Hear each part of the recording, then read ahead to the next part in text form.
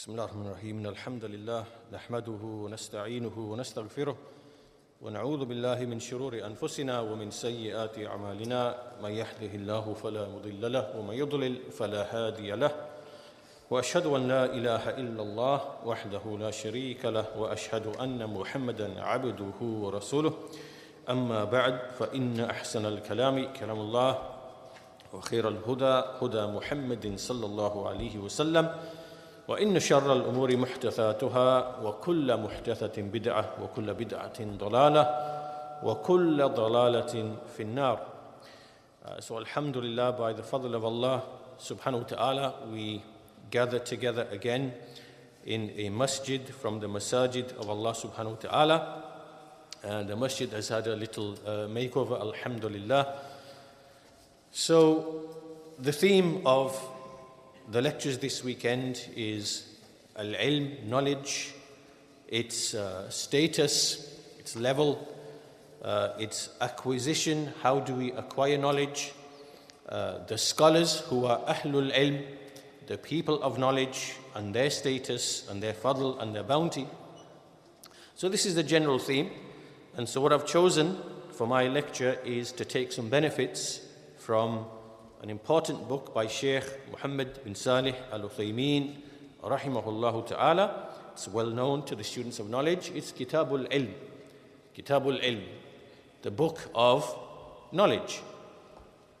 And so within this book, the Shaykh, he gives, amongst other things, the definition, what is knowledge, what is the definition of knowledge, what is the ruling on seeking knowledge, what is the virtues and excellence of knowledge, what are the adab, what are the qualities that a student of knowledge should have as he seeks knowledge, what are the ways and means, the asbab, that help and aid a person to seek knowledge, what are some of the mistakes that a person falls into in the path of knowledge. And there are many other things, lots of questions and answers as well. It's a very, very beneficial book, alhamdulillah. So we'll try to take some benefits that we can in the short time that is available. So we'll begin with the very first chapter.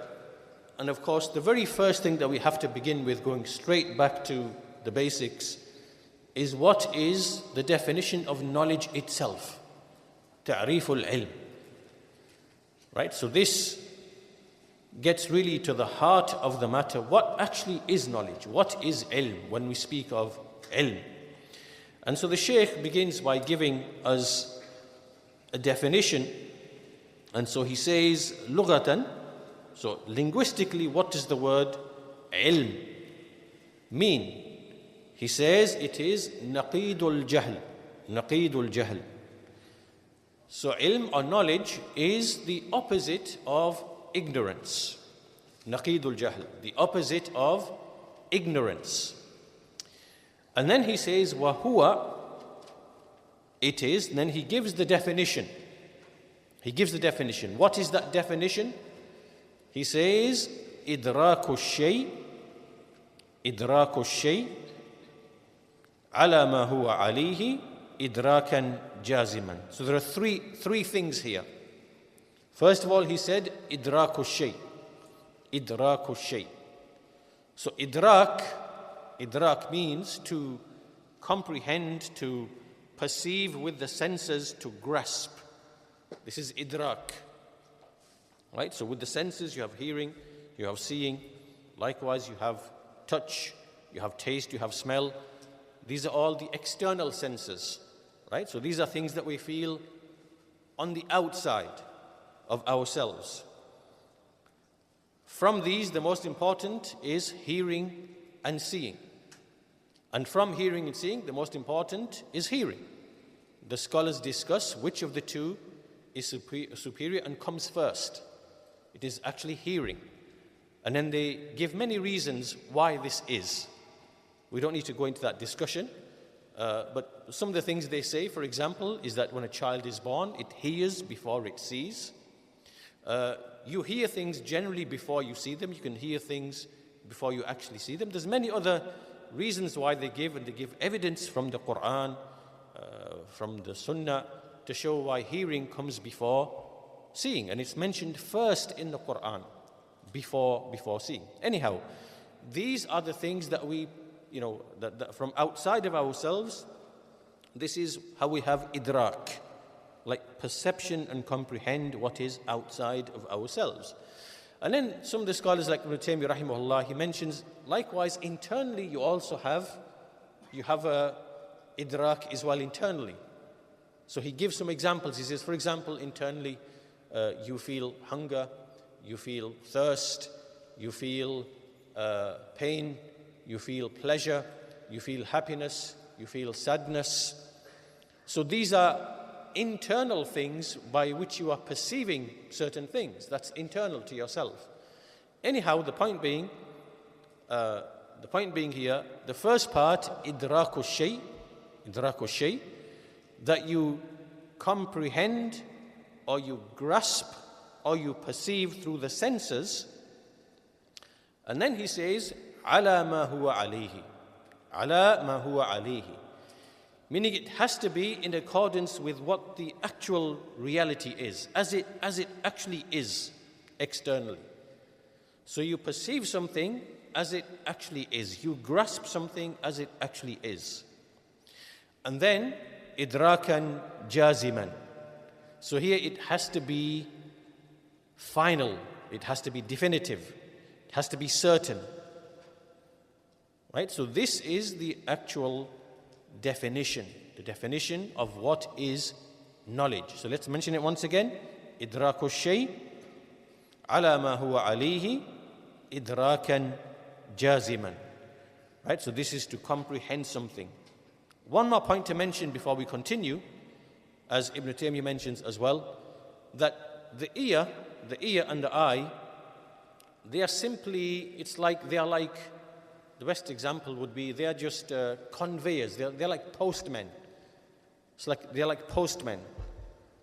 The postman comes, he puts something into your letterbox. Right? So they send sounds and they send images to the heart. The heart then processes that information. And that then becomes knowledge or comprehension, right? Idrak. So we need to understand that. The hearing and the seeing, they send to the heart. The heart is the seat of knowledge. The heart is the seat of comprehension. The heart is the seat of understanding. So once we understand this, now we know the definition of what actually is knowledge. We now need to look at what is not knowledge, which is jahl, and what doesn't reach the level of knowledge. Right?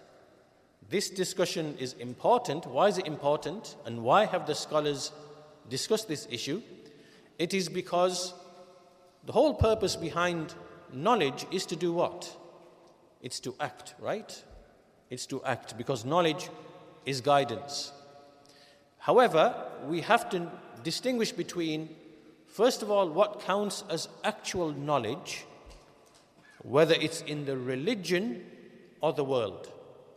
The discussion is the same, right? Whether it's in the religion or the world. And secondly, when is it actionable? When can we act upon what we presume to be knowledge? Can we act upon doubt? Can we act upon a presumption? Can we act upon, dhan, like something which is like a suspicion, but it's a strong suspicion? These things are important because when it comes to what is ilm regarding Allah, His books, His messengers, what counts as ilm so that we can have a firm belief. When it comes to rulings, such as wudu, for example, and other issues of prayer, for example, the entry of the time, here, are we acting upon, is it ilm? Is it dhan? Is it shak? Is it, right? So these things are very important because they relate to our action. And this is why the scholars, they have explained that ilm has certain maratib. There are certain levels of knowledge. And that's why you see that Shaykh Abu Iyaad rahimahullah himself, right at the beginning of his sharh of Thalathatul Usul, three principles, he actually mentions this in that book. He gives the definition of knowledge. And then he gives the actual maratib, the 6 levels of knowledge. So he's commenting upon what? He's commenting upon the statement of Shaykh al-Islam, Muhammad bin Abdul Wahhab, rahimahullah, i'lam, rahimakallah, annahu yajibu alayna ta'allamu arba'i masail. Right, the very first opening sentence. Know, may Allah have mercy upon you, that it is obligatory upon us to have knowledge of 4 issues. In the Quran, Allah Azza wa Jal said, فَاعْلَمْ أَنَّهُ لَا إِلَهَ إِلَّا اللَّهِ. Have knowledge that none has the right to be worshipped except Allah. So what does it mean to have knowledge? What is knowledge? So we gave the definition of knowledge. So then the Shaykh goes on to explain, as I said in his sharh of Thalathat al-Usul, he says, وَمَرَاتِبُ الْإِدْرَاكِ سِتْ. There are 6 levels of knowledge or comprehending knowledge or information. There are 6 levels. So the first one and the highest one, which counts as actual knowledge, which is actual knowledge about a thing, whether it's to do with religion or the world, it's the same, is what we just mentioned. It's the definition. إِدْرَاكُ الشَّيْءِ عَلَى مَا هُوَ عَلَيْهِ إِدْرَاكًا جَازِمًا. Right, to grasp something as it actually is, definitively, like with certainty, it's final and certain. So this is all clear. Now, there are another 2 levels which are the opposite of knowledge. And they are, the second, الثانية, الجهل البسيط. الجهل البسيط. This is simple ignorance. Simple ignorance. And he says, وَهُوَ عَدْمُ الْإِدْرَاكِ بِالْكُلِّيَّةِ. This is when you know nothing. You have no perception or grasp or comprehension of anything, right? So it's total absence of knowledge. And inshallah we'll give examples and explain each one. So I'll go through the 6 first of all, and then we'll explain each one inshallah ta'ala. So this is now simple ignorance, which is where you just don't know. You have no knowledge of the issue, of the thing. Then you have something after that, which is worse. It is al-jahl al-murakkab. Al-jahl al-murakkab. This now is what we call compound ignorance. It is double ignorance. And this is, how is it defined? It is إدراك الشيء على وجه يخالف ما هو عليه. Right? This is to grasp something in a way that opposes what it actually is. Which opposes what it actually is. So again, don't worry, we'll give examples to illustrate each one, inshallah ta'ala, in a few minutes. So these are the opposite of knowledge. There's knowledge is over here, knowledge is over here. Then on that side you have jahl, and then which is simple, and jahl, which is compound. Right?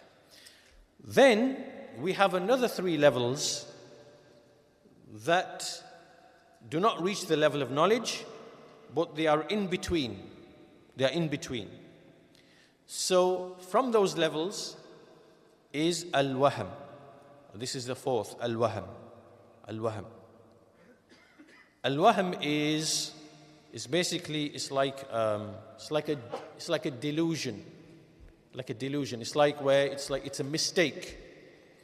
And it's defined as the Shaykh says, rahimahullah, huwa idraku shay ma ihtimali diddin rajih. I'll explain what this means. So this is where you grasp something, or where you believe something, or you hold knowledge about something, but it's not very likely. It's not very likely. And the likelihood that it's the opposite is much stronger. Right? So you believe something and you say about something,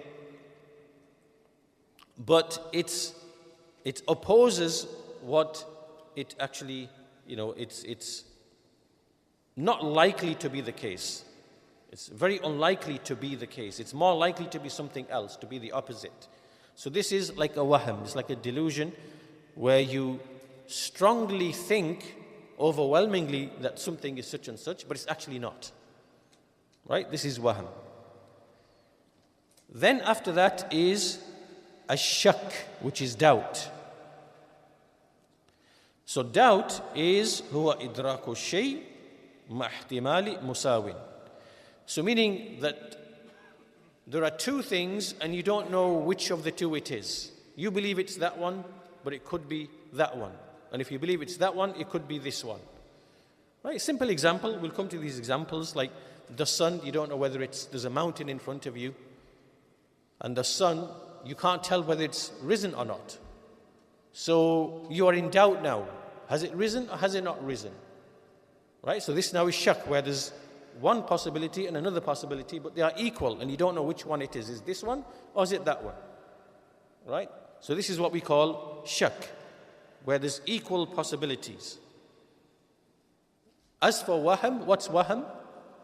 Wahm is where you believe something which is less likely, right? There's less evidence for it or very little evidence for it. It's less likely. And there's something more likely, right? So this is wahm. Then there is shak. Then the final one is dhann. Now dhann, the definition is huwa idraku shay ma ihtimali diddin marjuh. So the meaning of this is that when you grasp something and it's possible that it could be something else, but it's unlikely. It's less likely to be something else. Right? And it's more likely to be what you think it to be. This is dhann, right? This is like presumption. It's like a supposition. It's like an assumption that you have in something. But it could be strong or it could be weak. If you have a strong, supposition, this is what we call dhann. Al-dhann al-rajih, like a strong, overwhelming belief in something or a presumption in something. Right? This is what we call al-dhann. Now, we'll explain each of these 6, because out of these 6, obviously we know you can't act upon jahl. You can't act upon jahl. You can't act upon jahl murakkab. I mean, people do act upon jahl murakkab, like the kuffar, like the mubtadi'ah. They act upon that. But obviously that's wrong. But can you act upon wahm? Can you act upon shak? Are the Sharia rulings based upon wahm and shak? Can you act upon dhann when it's overwhelming? Right? And the answer is yes, you can. We'll come to that inshallah. Right, so now to explain each of these 6. The first one we said, knowledge, ilm. Al-ilm, idraku shay, ala ma huwa alayhi, idrakan jaziman. So what does this refer to? This refers to anything for which evidence is established, either from revelation, min wahi, which is sahih, it's authentic, an ayah of the Quran, hadith of the Messenger of Allah sallallahu alaihi wasallam, it's authentic. Why is this knowledge? Let's go back. Why is this knowledge? Right? This is knowledge because it is the knowledge of Allah subhanahu wa ta'ala. It is come to us through trustworthy, as-sadiq al-amin, who is truthful, and it is reached us through upright, honest, truthful narrators who are known, honest, with good memory, in a continuous chain. This is how this knowledge has come to us. So this is absolutely, this is ilm. This is ilm. And whatever Allah has informed us about. Right? So it's either that, or it is aqal and hiss. Right? So it's your sensory perception and your reason. Right? And this provides us knowledge, ilm, or we can call it yaqeen, certainty. Right? So let me give you some examples. The tawheed of Allah subhanahu wa ta'ala. Is this ilm? Is this ilm, the tawheed of Allah? Tawheed of Allah in His rububiyyah, in His uluhiyyah. How do we know? Is this ilm? And is it yaqeen? Is it certain knowledge? How do we know this? We know this because, first of all, Allah has informed us in authentic revelation. We know that is ilm by itself. Right? Whatever the messengers convey is knowledge because it is the ilm of Allah. And it's come to us through an uncorrupted, unbroken chain, through trustworthy, truthful people. So this is ilm without any shadow of doubt. So then Allah tells us that He's the Lord, He's the Maker, He's the Provider, that He alone has the right to be worshipped. Then we also know it through sound reason. Sound reason. So we look at the world and we see all the phenomena. We see the ayat of Allah subhanahu wa ta'ala. This knowledge comes in through the eyes and the ears, and the heart reflects upon this, and the heart, through the reason, through aql, knows with certainty that all of this cannot be worthy of worship. And there has to be a maker who brought all of this into existence, including yourself, and He is the one who is worthy of worship, exclusive to anything else besides Him. So reason tells you, so through reason, this now is ilm, this is knowledge. And through revelation, this now is knowledge. This is the most apparent of all types of knowledge. So this is actual knowledge. This is an example from religion. An example to do with just, worldly is very simple. You look at the horizon and the sun comes up from the horizon. You seeing with the vision of the eyes, you know the sun has risen above the horizon. This now is called ilm. This is ilm. This is actual knowledge of something as it actually is. Is our knowledge of paradise, is that knowledge, is that ilm? So if I say paradise exists, is that ilm? How do we know? Because I haven't seen paradise. How do you know it's ilm? Because it's come in the revelation. Right? There's punishment in the grave. Is that ilm? Because we haven't seen, nobody's... But how is that ilm? Because it's come through revelation.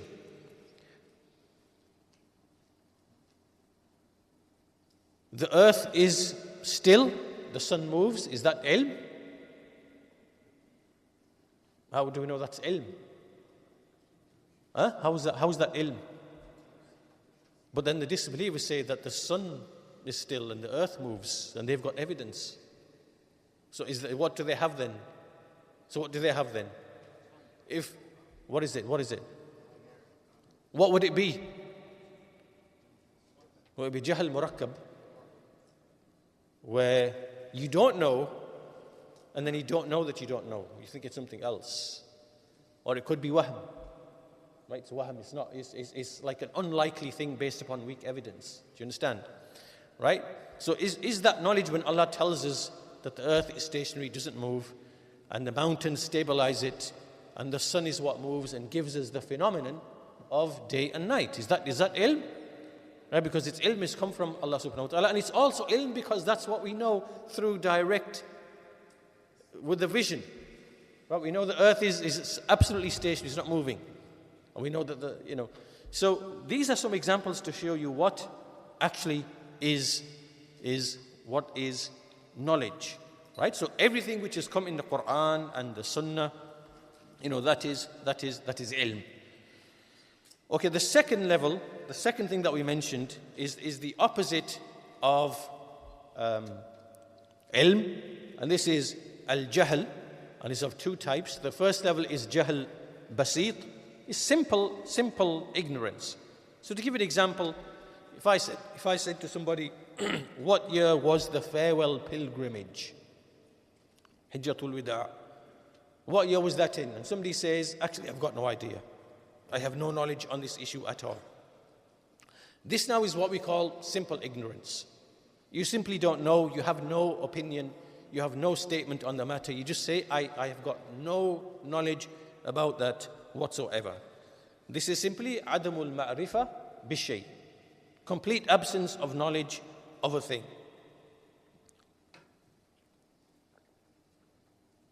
This is very simple. But the next level after that, which is the opposite of ilm, is al-jahl al-murakkab. This is compound ignorance. This is when a person, he has ignorance to begin with, and then he follows a path which is not a path of knowledge, and then he arrives at something which opposes what the reality is. Right? So, if you said to somebody, what year was the farewell pilgrimage? And he says, it was in 5 Hijrah. I know it's in 5 Hijrah. Is he right? Was the farewell pilgrimage in 5 Hijrah? But he's certain about it. He's saying, no, I know it's the 5 Hijrah. No. Well, so he's ignorant. He doesn't know what year it actually was, which is 10 Hijrah. And then he brings something else which is also ignorance, and he doesn't know that he's ignorant, and then he says it's something else. So this is what we call al-jahl al-murakkab. Now the scholars speak about this. The scholars, Ibn al-Qayyim rahimahullah, he says, for example, al-jahlu qisman بسيط وهو عبارة عن عدم المعرفة مع عدم تلبس بضد. Right? So simple ignorance is where you don't have knowledge, but then there's no other thing mixed in with that. And then he says ومركب وهو جهل أرباب الاعتقادات الباطلة. Right? Then we have the compound ignorance, where this is the type of ignorance of those people who hold false beliefs. Right? False beliefs. So for example, we have the people of disbelief. They hold false beliefs. Right? They, some of them say that, when you die, for example, some of them say, I don't know what happens. I've got no idea. This is simple ignorance. Some of them say, well, when you die, you're going to turn into a rat or a mouse or a flea because you lived a certain life, whatever. This is jahl murakkab, like you don't know and you don't know that you don't know, and you're just bringing something that opposes the actual reality, right? So some of these people are like that. Then you have some people who say, well, I don't know whether there's going to be a resurrection. I don't have any knowledge about a resurrection.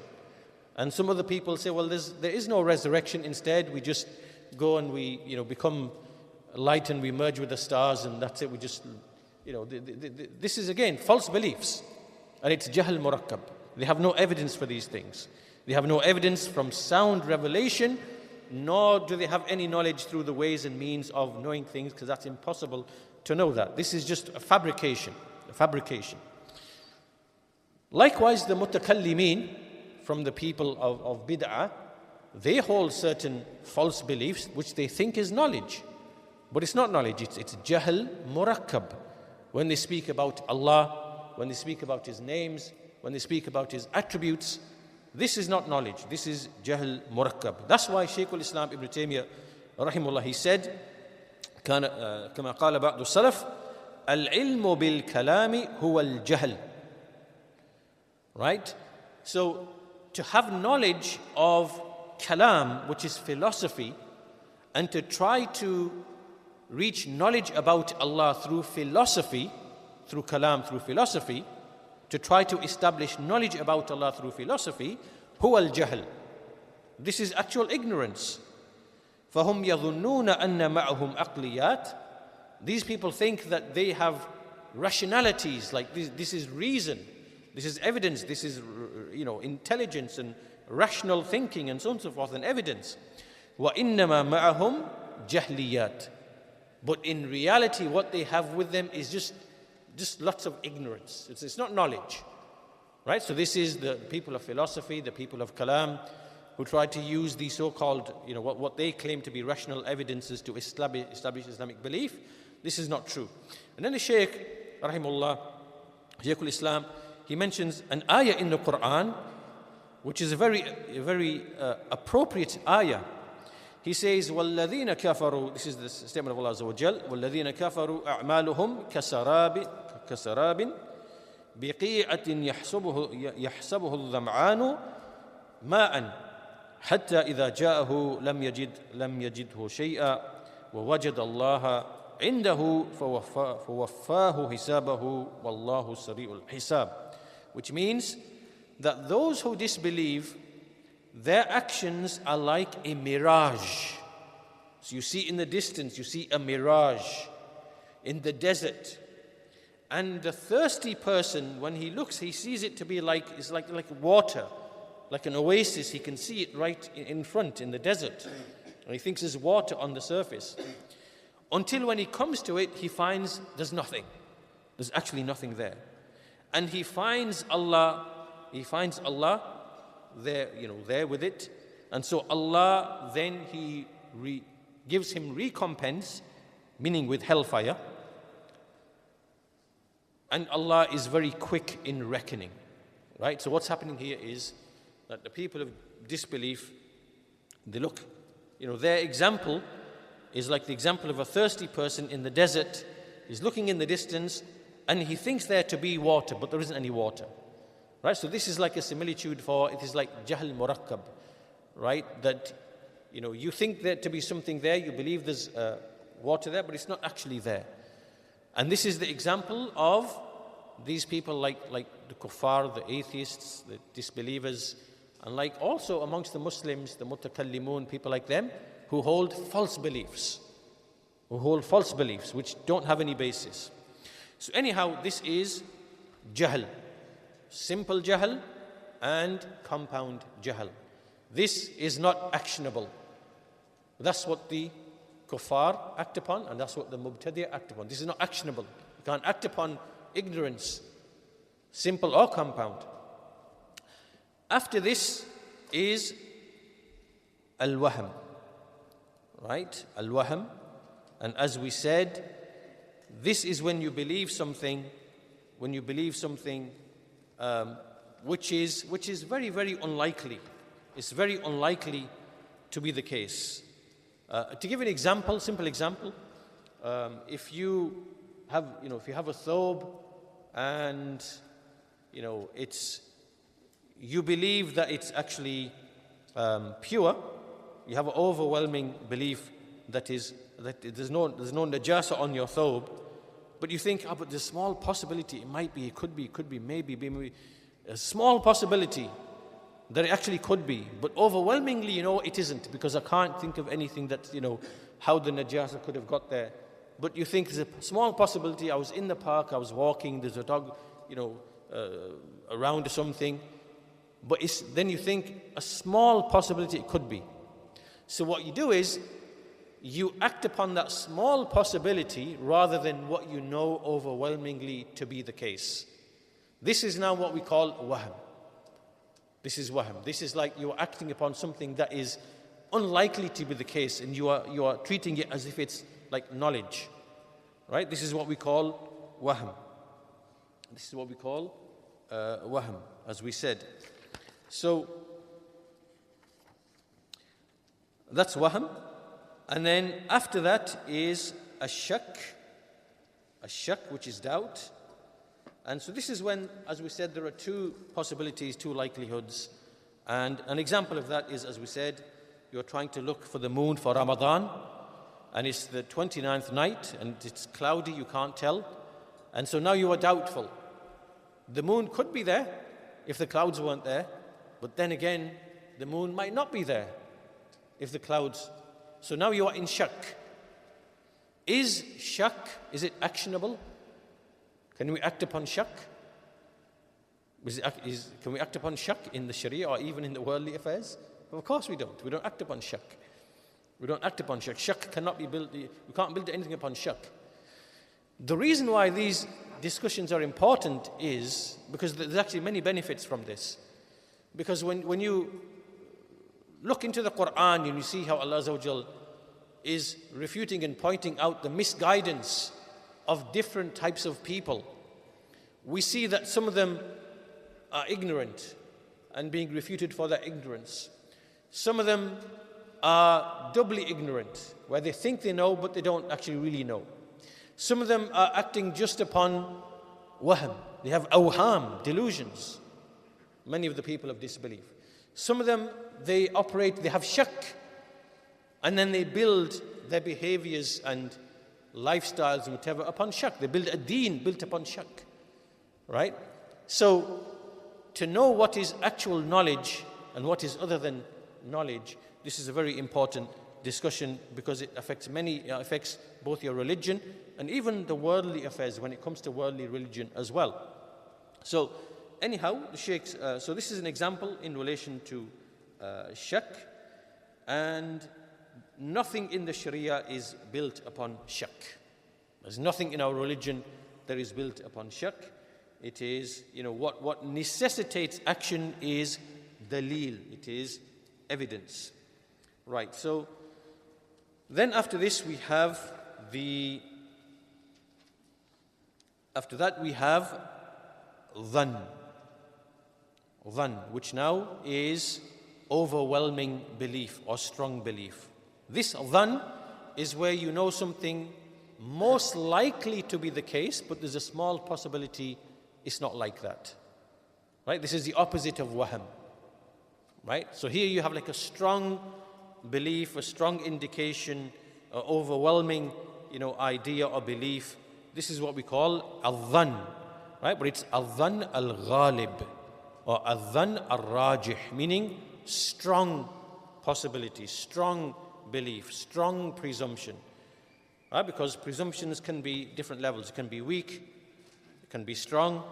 Right? So we are talking about a strong presumption. So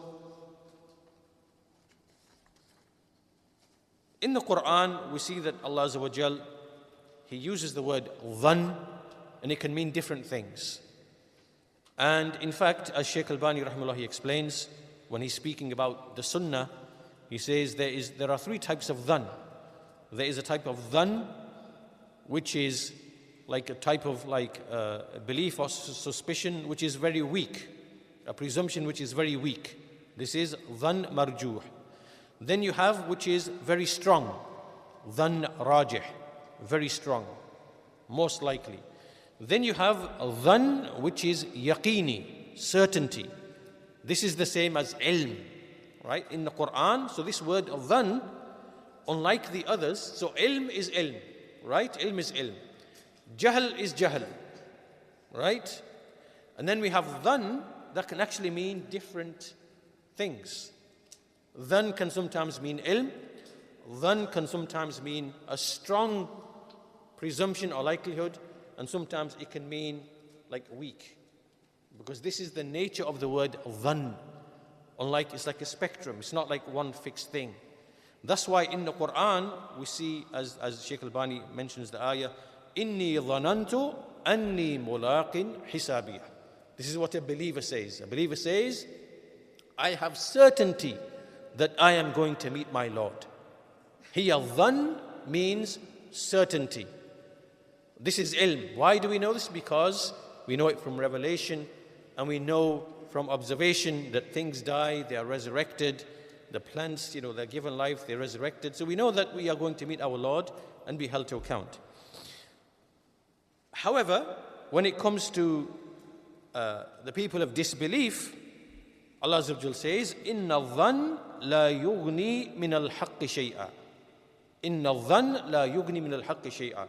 Indeed, dhann, which is presumption or speculation, it does not avail anything to the truth, with the truth. Likewise, the people of disbelief, they say, Inna dhunnu illa dhanna wa ma nahnu bimustayqinin. That we only have this speculation. We don't have any certainty in what you're saying, what you're telling us. That we are going to die, we're going to be resurrected, we're going to be held to account. We don't believe in it. We don't have any certainty in what you're saying. We just, we just have a speculation or a... So this means that this is not the level of knowledge. This is just like speculation. In the Quran, however, when these people are resurrected and then they see the Qiyamah, they see all the truth, what will they say then? What will they say? This is what they will say. Allah says, وَرَأَ الْمُجْرِمُونَ النَّارِ فَظَنُّوا أَنَّهُمْ مَوَاقِعُوهَا. So he says, so then the criminals will see the hellfire, فَظَنُّوا. they will then have dhann, meaning have absolute certainty that they are going to enter into it. So now this dhann is actual certainty because they are seeing with the vision of the eyes, the Jahannam, and that this is going to be their destination. And conversely about the believers, Allah Azza wa Jalla, He says, الَّذِينَ يَظُنُّونَ أَنَّهُمْ مُلَاقُو رَبِّهِمْ. Those who believe, meaning have certainty, have knowledge that they are going to meet their Lord. So these are all the levels of knowledge and the opposite. So basically in order, we have ilm, which is yaqeen, which is certainty, right? We act upon that. We are ordered to act only upon ilm. Then we have dhann, which is what we overwhelmingly believe to be the case, although there's a small possibility it might not be the case. This is something in the Sharia that we can actually act upon also, right? There are scenarios and situations where we act upon, the rulings can be built upon al-dhann al-rajih, and we are able to act upon, and ijtihad of the scholars can be built upon al-dhann al-rajih, right? There doesn't have to be certainty, right? But if there's overwhelming support or belief or something to be the case, although it might not be, a small possibility, you can still build ijtihad on that basis, right? So this is what is actionable in the Sharia. Then after this, what's the next level after that? Which is the next strongest level? So from the 6 I mentioned, what comes after ilm, and then what's the next one? So we go in order from the highest to the lowest. What comes after that? The shak, yeah. Shak is doubt, because it could be this and it could be that. You don't know which one it is. Okay, that's shak. What's after shak? Al-wahm. Al-wahm is where something that's unlikely, you believe that and you hold that, but actually, what is other than it is more likely. Then after that is what? Jahl basit, yes, you just don't know. And what is the worst? Al-jahl murakkab, which is compound ignorance. Okay, so once we now have a clear understanding of what actually is ilm, the ta'rif of ilm, and how it's distinguished from other things, and how we are ordered to acquire ilm, what's actual ilm, and to act upon that ilm. Then we move on. What does the Shaykh say next? Shaykh Ibn Uthaymeen rahimahullah, he says, وَالَّذِي يَعْنِينَا هُوَ الْعِلْمُ الشَّرْعِي وَالْمُرَادُ بِهِ عِلْمُ مَا أَنزَلَ اللَّهُ عَلَى رَسُولِهِ مِنَ الْبَيِّنَاتِ وَالْهُدَى. So when we speak of knowledge, which knowledge are we speaking of? Obviously it is the legislative knowledge, ilm of the Sharia. It is the knowledge of what Allah revealed upon His Messenger of evidences, al-bayyinat wal-huda, which is guidance. فَالْعِلْمُ الَّذِي فِيهِ الثَّنَاءُ وَالْمَدْحُ هُوَ عِلْمُ الْوَحْيِ. So which knowledge is the knowledge that is praised, which is given praise? It is knowledge of the revelation. It is ilmu ma anzal Allahu faqat. It is the knowledge which Allah revealed only. And then the Shaykh mentions some evidences for this, very clear evidences. The famous hadith, Man yuridillahu bihi khayra yufaqihu fid din. To whomsoever Allah intends goodness, He gives him comprehension of the religion. Of the religion, He said. Didn't say He will make him good in engineering and mathematics and medicine or any of the worldly ulum. He said specifically comprehension of the religion. And Prophet ﷺ also said, as another evidence, إِنَّ الْأَنْبِيَاءَ لَمْ يُوَرِّثُوا دِينَارًا وَلَا دِرْهَمًا وَإِنَّمَا وَرَّثُوا الْعِلْمَ فَمَنْ أَخَذَهُ أَخَذَ بِحَظٍ وَافِرٍ. Indeed, the prophets, they did not leave neither dinar nor dirham as inheritance, but they left knowledge as inheritance. So whoever takes from this, then he has taken a great portion. So, which knowledge are we speaking of? Ibn Taymiyyah rahimahullah, he says, Al-ilmu wal-ilmu ma qama alayhi dalil. Knowledge is whatever has evidence for it. anything based upon evidence is counted to be knowledge. Right? This refers to all types of knowledge, religious or otherwise. Why? Because Ibn Taymiyyah then said, وَالنَّافِعْ مِنْهُ مَا جَاءَ بِهِ الرَّسُولُ. Right? So this is a general definition of knowledge, whether worldly or religious. Al-ilmu ma qama alayhi dalil. Knowledge is whatever evidence is established for that thing. But the beneficial among that knowledge is what the messenger came with. Right? So there's knowledge. Knowledge is whatever you have evidence for. But the beneficial knowledge is only what the messenger came with. وَقَدْ يَكُونُ عِلْمٌ مِنْ غَيْرِ الرَّسُولِ. Because there could be knowledge coming from other than the messenger. Knowledge can come from other than the messenger. لكن في أمور دنيوية. But it is in the worldly affairs. مثل الطب والحساب والفلاحة والتجارة. Right? So these are things like, medicine, mathematics, agriculture, farming, trade, commerce. These are things from the worldly affairs in which people acquire knowledge. But that's not the beneficial knowledge. Right?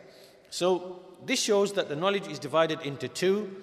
There is ilm al-shar'i, and there is other ilm as well in other fields, in other things, but that's not inherently beneficial knowledge.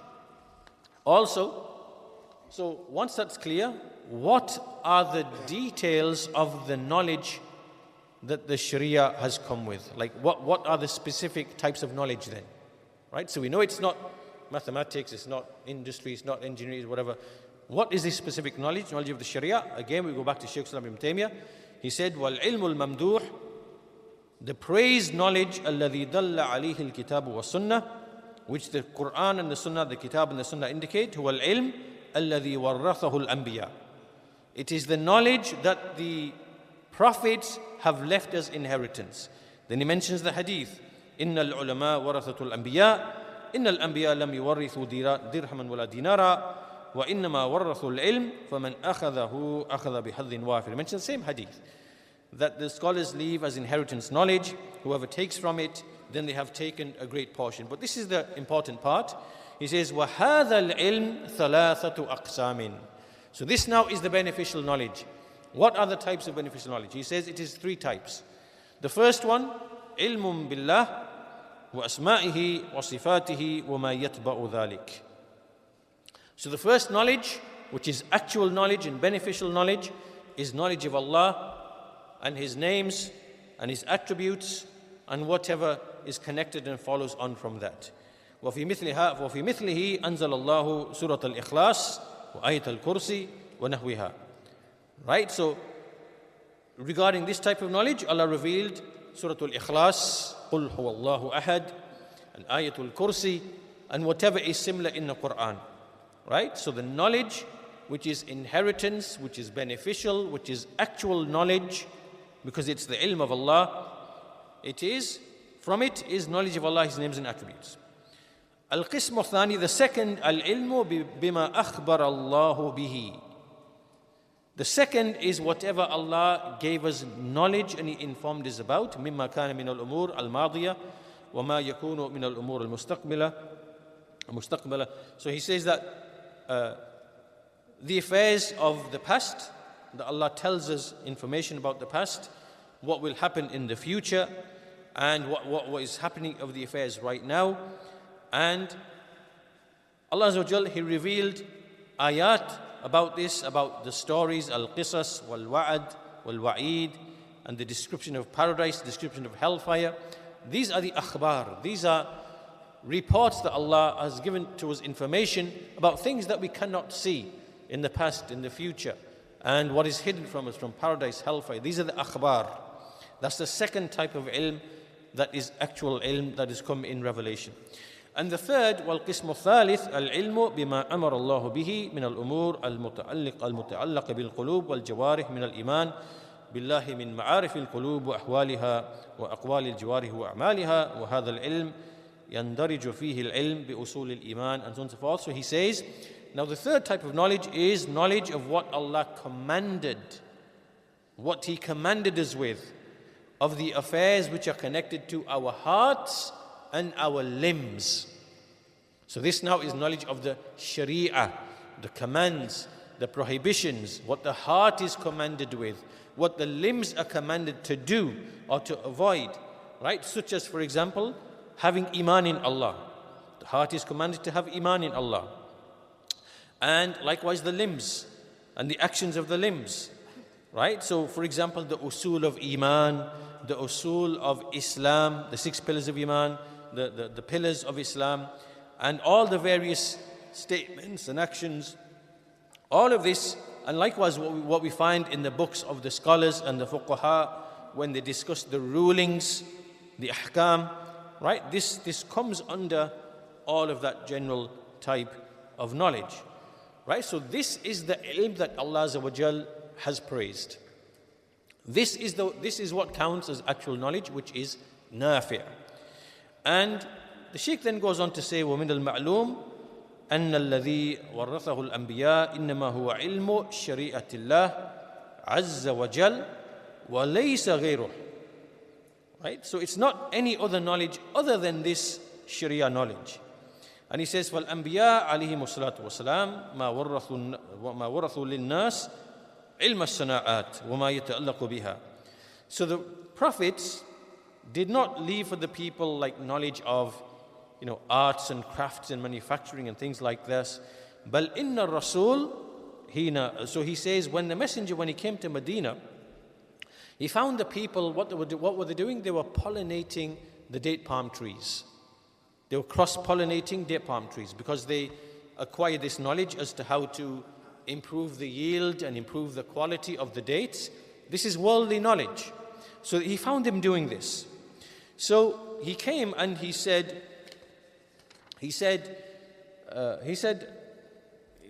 to them that why do you do this? There's no need for you to do this. So they took that speech and they abandoned the pollinating. And then what happened is that the date harvest, the harvest was lost, or it was very low. And so then they came to the Messenger and said, this is what happened. So what did he say? He said, Antum a'lamu bishu'uni dunyakum. That you are more knowledgeable of the affairs of your world. So the Shaykh says, وَلَوْ كَانَ هَذَا هُوَ الْعِلْمَ الَّذِي عَلَيْهِ الثَّنَاءُ. If this was the knowledge of agriculture and things like this, if that was a knowledge that is praiseworthy, then the Messenger of Islam would have been most knowledgeable of that knowledge. But he wasn't. He said, you are more knowledgeable of the affairs of your world. Right? Now, Ibn al-Qayyim rahimahullah has a really beautiful remark on this particular hadith in his book, Miftah Dar al-Sa'ada. And he says that some of the scholars, when they speak about this hadith, they say that the knowledge that the Messenger of Allah sallallahu alaihi wasallam he informed us about is of 2 types. The first type, where he's informing us from revelation, right? This is one type of knowledge, through revelation. And obviously this type of knowledge it's true, and it is factually true, it is real, it agrees with factual reality, both in the mind and externally. So for example, if he tells us there's paradise, it's true in the mind and it's true externally. If he tells us there's punishment in the grave, it's true in the mind, it's true in external reality, right? This is from revelation. Why? Because he is al-ma'soom in what he conveys, and what he conveys is ilm from Allah subhanahu wa ta'ala. But the second, he says, ma yukhbiru bihi an dhannihi min umuri dunya. So the second type of knowledge is what he informs from what he presumes or assumes to do with the affairs of the world. But the people are more knowledgeable than him of these affairs.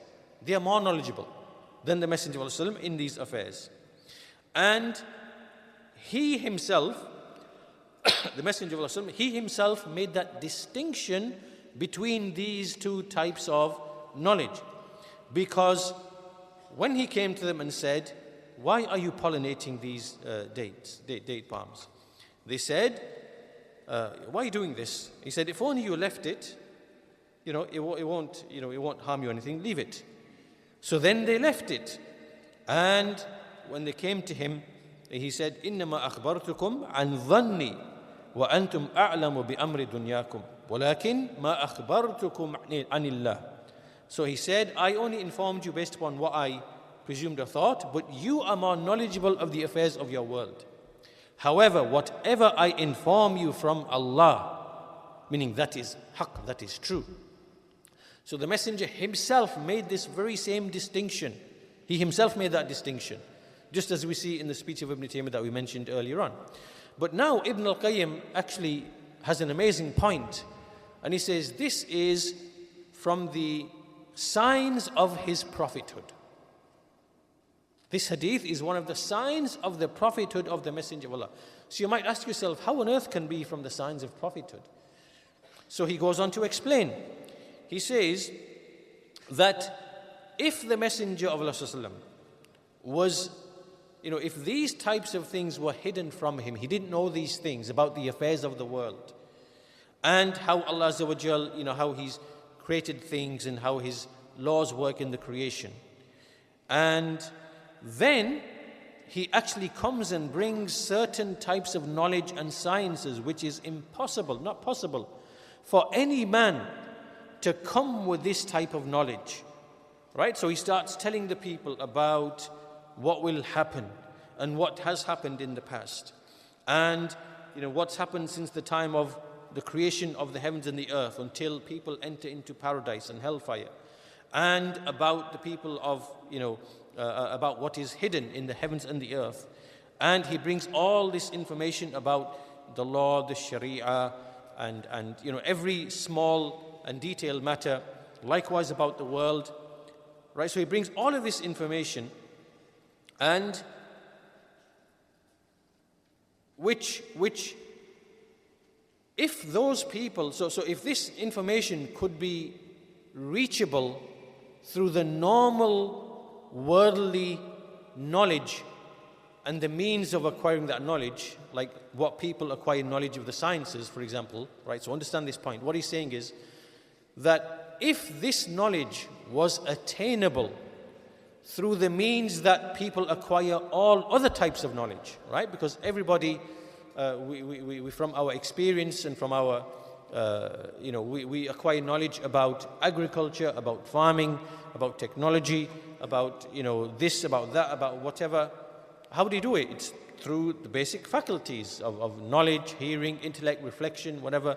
So if this ilm of the Messenger of Allah was not from revelation, and it was attainable through all these other means, then they would have already arrived at this knowledge before him. So Ibn al-Qayyim explains that all of this knowledge, the Messenger of Allah brought all of this knowledge about the hereafter, about the world, about things that will happen in the past or the future, about the law, the commands, the prohibitions, and all the wisdoms therein, and how it rectifies the individual and the society, this type of knowledge. If those people who have knowledge of the world, and they have knowledge of the ways and means through which to acquire knowledge, and they knew that more than what the Messenger knew, right? As he says, مَعَ كَوْنِ مَعْرِفَتِهِمْ بِالدُّنْيَا وَأُمُورِهَا وَأَسْبَابِ حُصُولِهَا وَوُجُوهِ تَمَامِهَا أَكْثَرَ مِنْ مَعْرِفَتِهِ. Right? So they had that knowledge of that more than what the Messenger knew. Right? Because they knew, as he says, كَمَا أَنَّهُمْ أَعْرَفُوا بِالْحِسَابِ وَالْحَنْدَسَ وَالصَّنَاعَاتِ وَالْفِلَاحَةِ and so on and so forth. They were more knowledgeable in mathematics, engineering, manufacturing, agriculture, farming, constructing. They were more knowledgeable in all these things. So if what he came with, فَلَوْ كَانَ مَا جَاءَ بِهِ مما ينال بالتعلم والتفكر والتطير والطرق التي يسلكها الناس لكانوا أولى به منه. So if the knowledge which he brought was something that can be attainable through the same means by which they are learning other sciences, through learning reflection, all these ways and paths, then they would have come to this knowledge before him, right? They would have easily reached this knowledge before him. But obviously, they didn't. They don't. So this has to be a clear proof that the messenger, what he brought, that he must be a genuine prophet. And it is no less than revelation that was sent down to him. He mentions the ayah, in huwa illa wahyu yuha, allamahu shadidul quwa. So anyhow, so this makes it clear as we go back to the speech of Ibn Uthaymeen, rahimahullah. He says, إذن فالعلم الشرعي هو الذي يكون فيه الثناء ويكون الحمد لفاعله. So it is the ilm al-shar'i. This is what is praiseworthy. This is the person who is praised. And we know in the Quran, إنما يخشى الله من عباده العلماء. Indeed, those from his servants, from the servants of Allah, who fear him are the scholars. This is the praiseworthy knowledge. It makes you have khashya. Likewise, يرفع الله الذين آمنوا منكم والذين أوتوا العلم درجات. Allah will raise those who believe among you and those who are given knowledge in ranks. Which knowledge is this? It's the knowledge of the Sharia. However, the Shaykh goes on to make a little point, which is, however, ولكني مع ذلك لا أنكر أن يكون للعلوم الأخرى فائدة. I do not deny that there might be some benefit in other types of knowledge. Right? So anything other than the Sharia, there are certain types of knowledge in which there is benefit, and he explains what they are. Firstly, that they aid you in obeying Allah. So if these are the sciences or these are the types of knowledge, if they aid you in obeying Allah, in a'anat ala ta'atillah wa ala nasri dinillah, and if they aiding in supporting the deen of Allah, وَانْتَفَعَ بِهَا عِبَادُ اللَّهِ, and the servants of Allah can benefit from them, then in that case there can be goodness out of these types of knowledge and these types of sciences. And in some instances it can become wajib. And then he mentions the ayah, وَأَعِدُّوا لَهُمْ مَسْتَطَعْتُمْ مِنْ قُوَّةٍ وَمِنْ رِبَاطِ الْخَيْلِ, that prepare against them what you are able of strength and of horses in preparation for war. And then he goes on to say that many of the people of knowledge have indicated that learning these as-sana'at, these types of industry and manufacturing, that this is fard kifaya, is upon the whole ummah. Some people have to be doing it. Why? Because the Shaykh goes on to say that clearly there are certain things that Muslims need. We need, he says, pots, utensils, and there's many other things that you manufacture, vehicles, things like that, which the mankind benefit from. So the Shaykh says that this is only fard kifaya, but that which is obligatory is the Sharia knowledge, and which is praiseworthy. And then just a side point also, that when it comes to the worldly knowledge, we have to make a distinction clearly between those things which are clearly, it's like manufacturing. There are no theories. There's no theories involved, right? So when you manufacture a car, when you learn how to do surgery on someone's back, for example, when you learn how to, there's no theory behind any of this. This is just practical, direct. There's no underlying kind of theorization going on.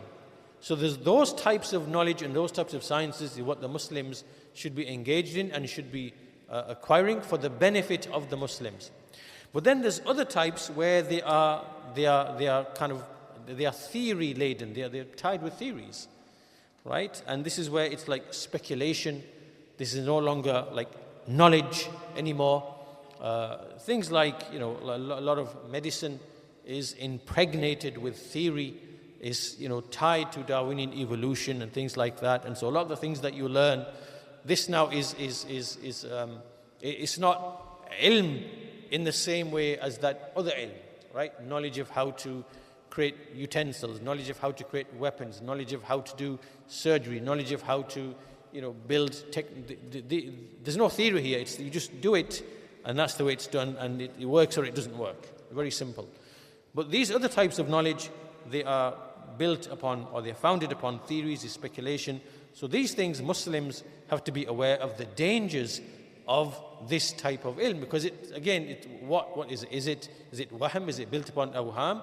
Is it jahl murakkab? What is it built upon? And this you find often in things like physics, biology, which sadly our children are taught. So they're not receiving ilm. It's not ilm. It's either jahl murakkab, or it's wahm, or it's just putting shak into you. Right? This is not ilm. So we have to be clear what actually is ilm, what is beneficial ilm. Obviously it's the revelation, and what is beneficial from the worldly types of ilm. It's not every science. We have to be very careful about that. So we've run out of time, inshallah. We'll stop here. We'll continue, inshallah ta'ala, tomorrow.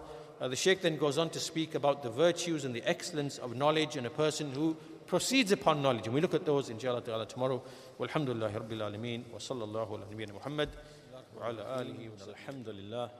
نحمده ونستعينه ونستغفره ونعوذ بالله من شرور أنفسنا ومن سيئات أعمالنا من يهده الله فلا مضل له ومن يضلل فلا هادي له وأشهد أن لا إله إلا الله وحده لا شريك له وأشهد أن محمدا عبده ورسوله أما بعد فإن أحسن الكلام كلام الله وخير الحدي حدي محمد صلى الله عليه وسلم وإن شر الأمور محدثاتها وكل محدثة بدعة وكل بدعة ضلالة وكل ضلالة في النار. So we continue today to take some benefits from the book Kitab al Ilm of Shaykh Muhammad bin Saleh Al-Uthaymeen rahimahullah ta'ala. In yesterday's lesson we started from the very basics with the definition of what is ilm. And so the Shaykh gave that definition: إدراك الشيء على ما هو عليه إدراكا جازما. So the scholars, they explain knowledge and its levels, what actually amounts to knowledge, what can be acted upon, and what is the opposite of knowledge, jahl and its types, and those things that don't reach the level of knowledge, whether it is shak, whether it is wahm. So all of this is important to understand, because as we said, we are ordered to have knowledge. فَاعْلَمْ أَنَّهُ لَا إِلَهَ إِلَّا اللَّهِ. And likewise the scholars, when they teach, they say اِعْلَمْ رَحِمَكَ اللَّهِ. Know, have knowledge, may Allah have mercy upon you. So what is the reality of this knowledge? So as a recap of yesterday's lesson, we basically said that knowledge is to comprehend or grasp something upon what it actually is, with firmness, with conviction, with certainty. So I'll give you examples to illustrate the different levels. So for example, we said yesterday that if someone asks you what year was the farewell pilgrimage, Hijjatul Wida', then if someone says to you 10 Hijrah, with certainty, this now is ilm, because this ilm has come through successive transmission, through trustworthy people in such a large scale that it's come to you, and that knowledge agrees with the reality. It was 10 Hijrah, and it is with jazm, it is with conviction, with firmness that you hold this. So this now is ilm. This now is ilm. If someone then said to you that overwhelmingly in my dhan I believe it is 10 Hijrah, although it could be other than it, but overwhelmingly I think it's 10 Hijrah, this now would be dhan. This is strong dhan. This is strong presumption. It doesn't reach the level of knowledge. If somebody said to you, I'm doubting whether it was 9 Hijrah or 10 Hijrah. It could be 9, could be 10. It's equal, I don't know either way. It's 9 or 10. This now is shak. This is doubt. If someone said to you, I'm fairly certain it was 5 Hijrah. I'm fairly certain, more likely than so it was 5 Hijrah. This now is wahm. This is like a delusion where you strongly believe in something, but it's other than the reality. If you said, I am certain it was 5 Hijrah, this then would be jahl murakkab. Right? So the fourth level is wahm. The fifth level is jahl, where you say, I don't know what year the farewell pilgrimage was. I have no idea. I've not come across anything, I don't know, it's completely unknown to me. This is simple ignorance, you just don't know. And you can go and find out, you can ask somebody and you can find out. And finally, the worst type or the lowest type is al-jahl al-murakkab, where you say, absolutely happened in 5 Hijrah.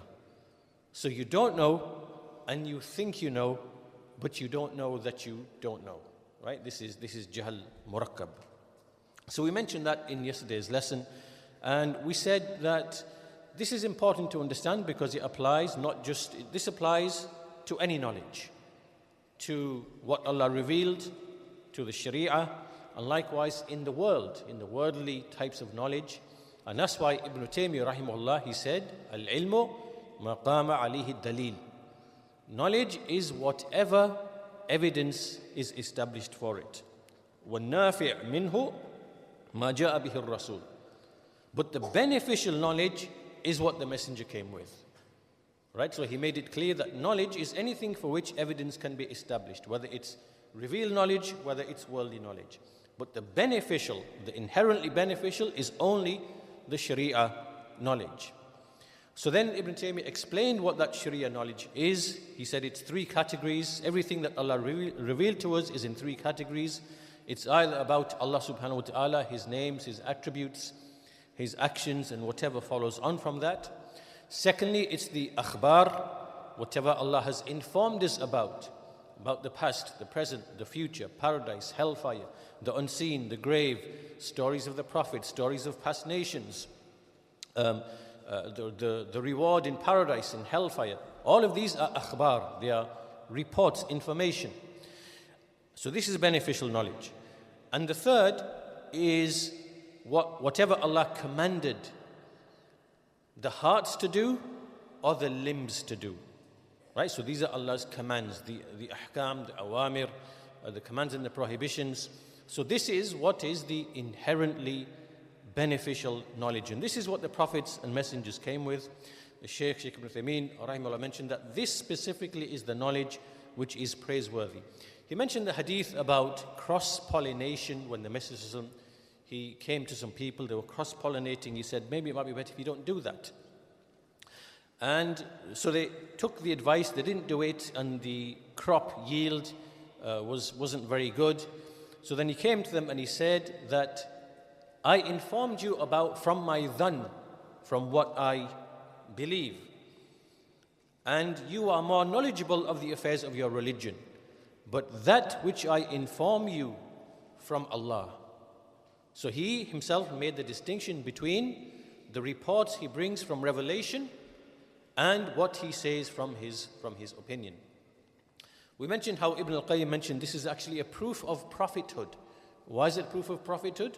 Because those people who are cross-pollinating, they had knowledge, they had intelligence, they had empirical research which they accumulated, and these are from the tools and means that people have to learn knowledge and sciences.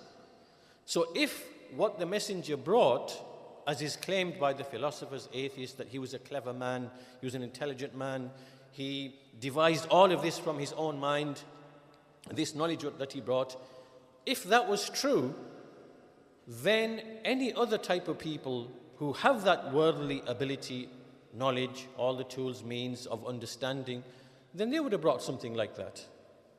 But they never brought anything like the Quran, or the knowledge of the unseen, or the stories of the prophets, or the rulings, the ahkam, all together as truth and wisdom and rectification. Nobody brought that. So this is a proof that it actually has to be from revelation.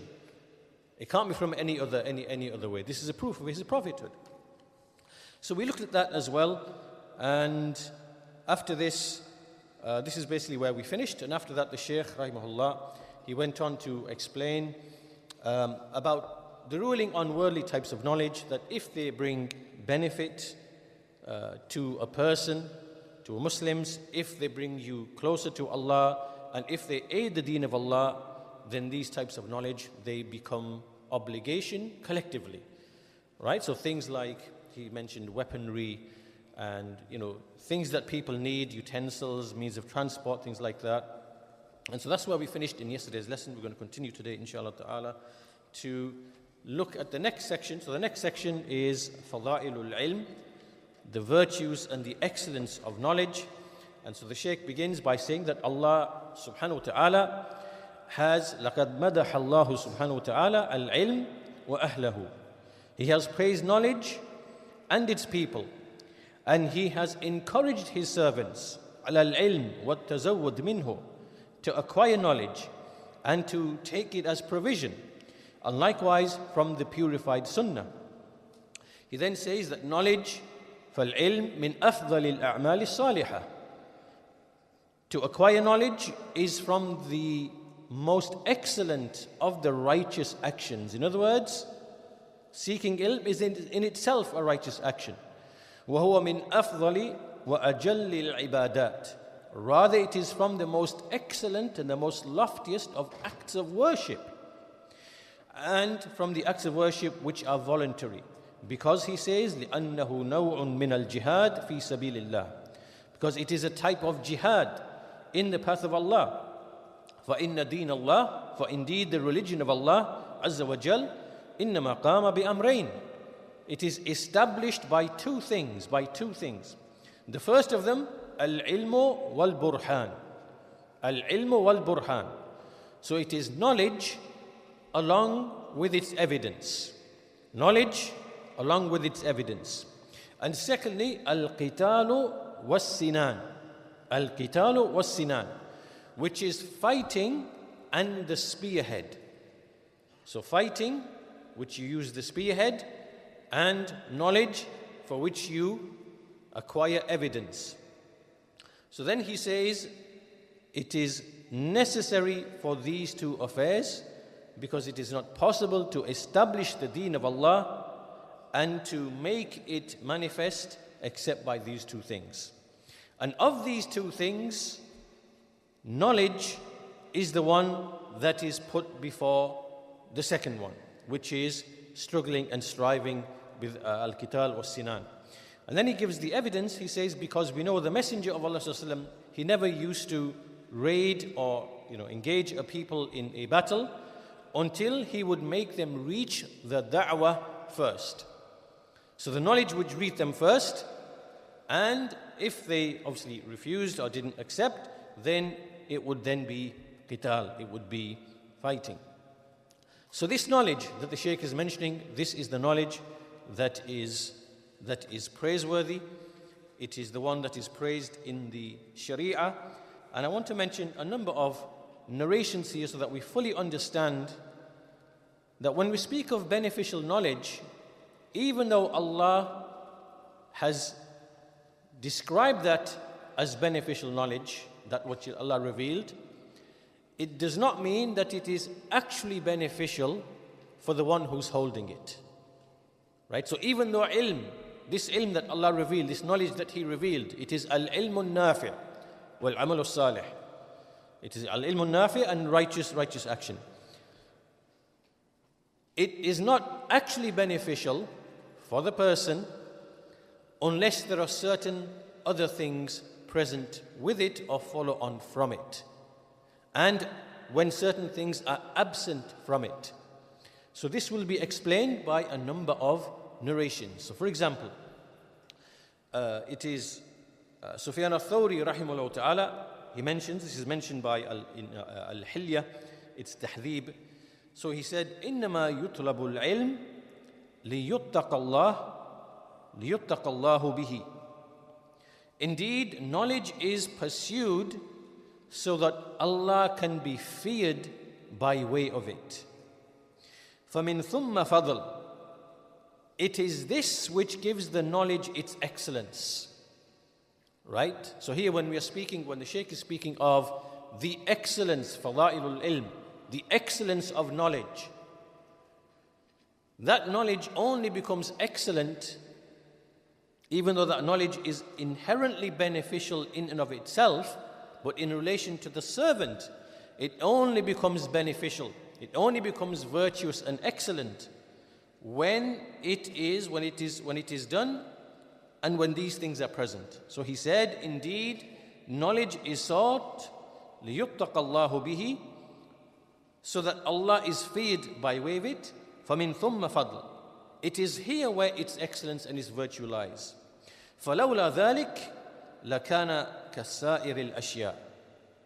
Had this not been the case, then that knowledge would be just like every other thing. So do you understand what he's saying now? He's saying that if this knowledge, which is inherently beneficial, if that knowledge is not sought so that you fear Allah subhanahu wa ta'ala by doing what He commanded, avoiding what He prohibited, and seeking nearness to Him, and seeking His face, and seeking paradise, and so on and so forth, then really your act in acquiring this knowledge would be no different from you acquiring knowledge of any other thing.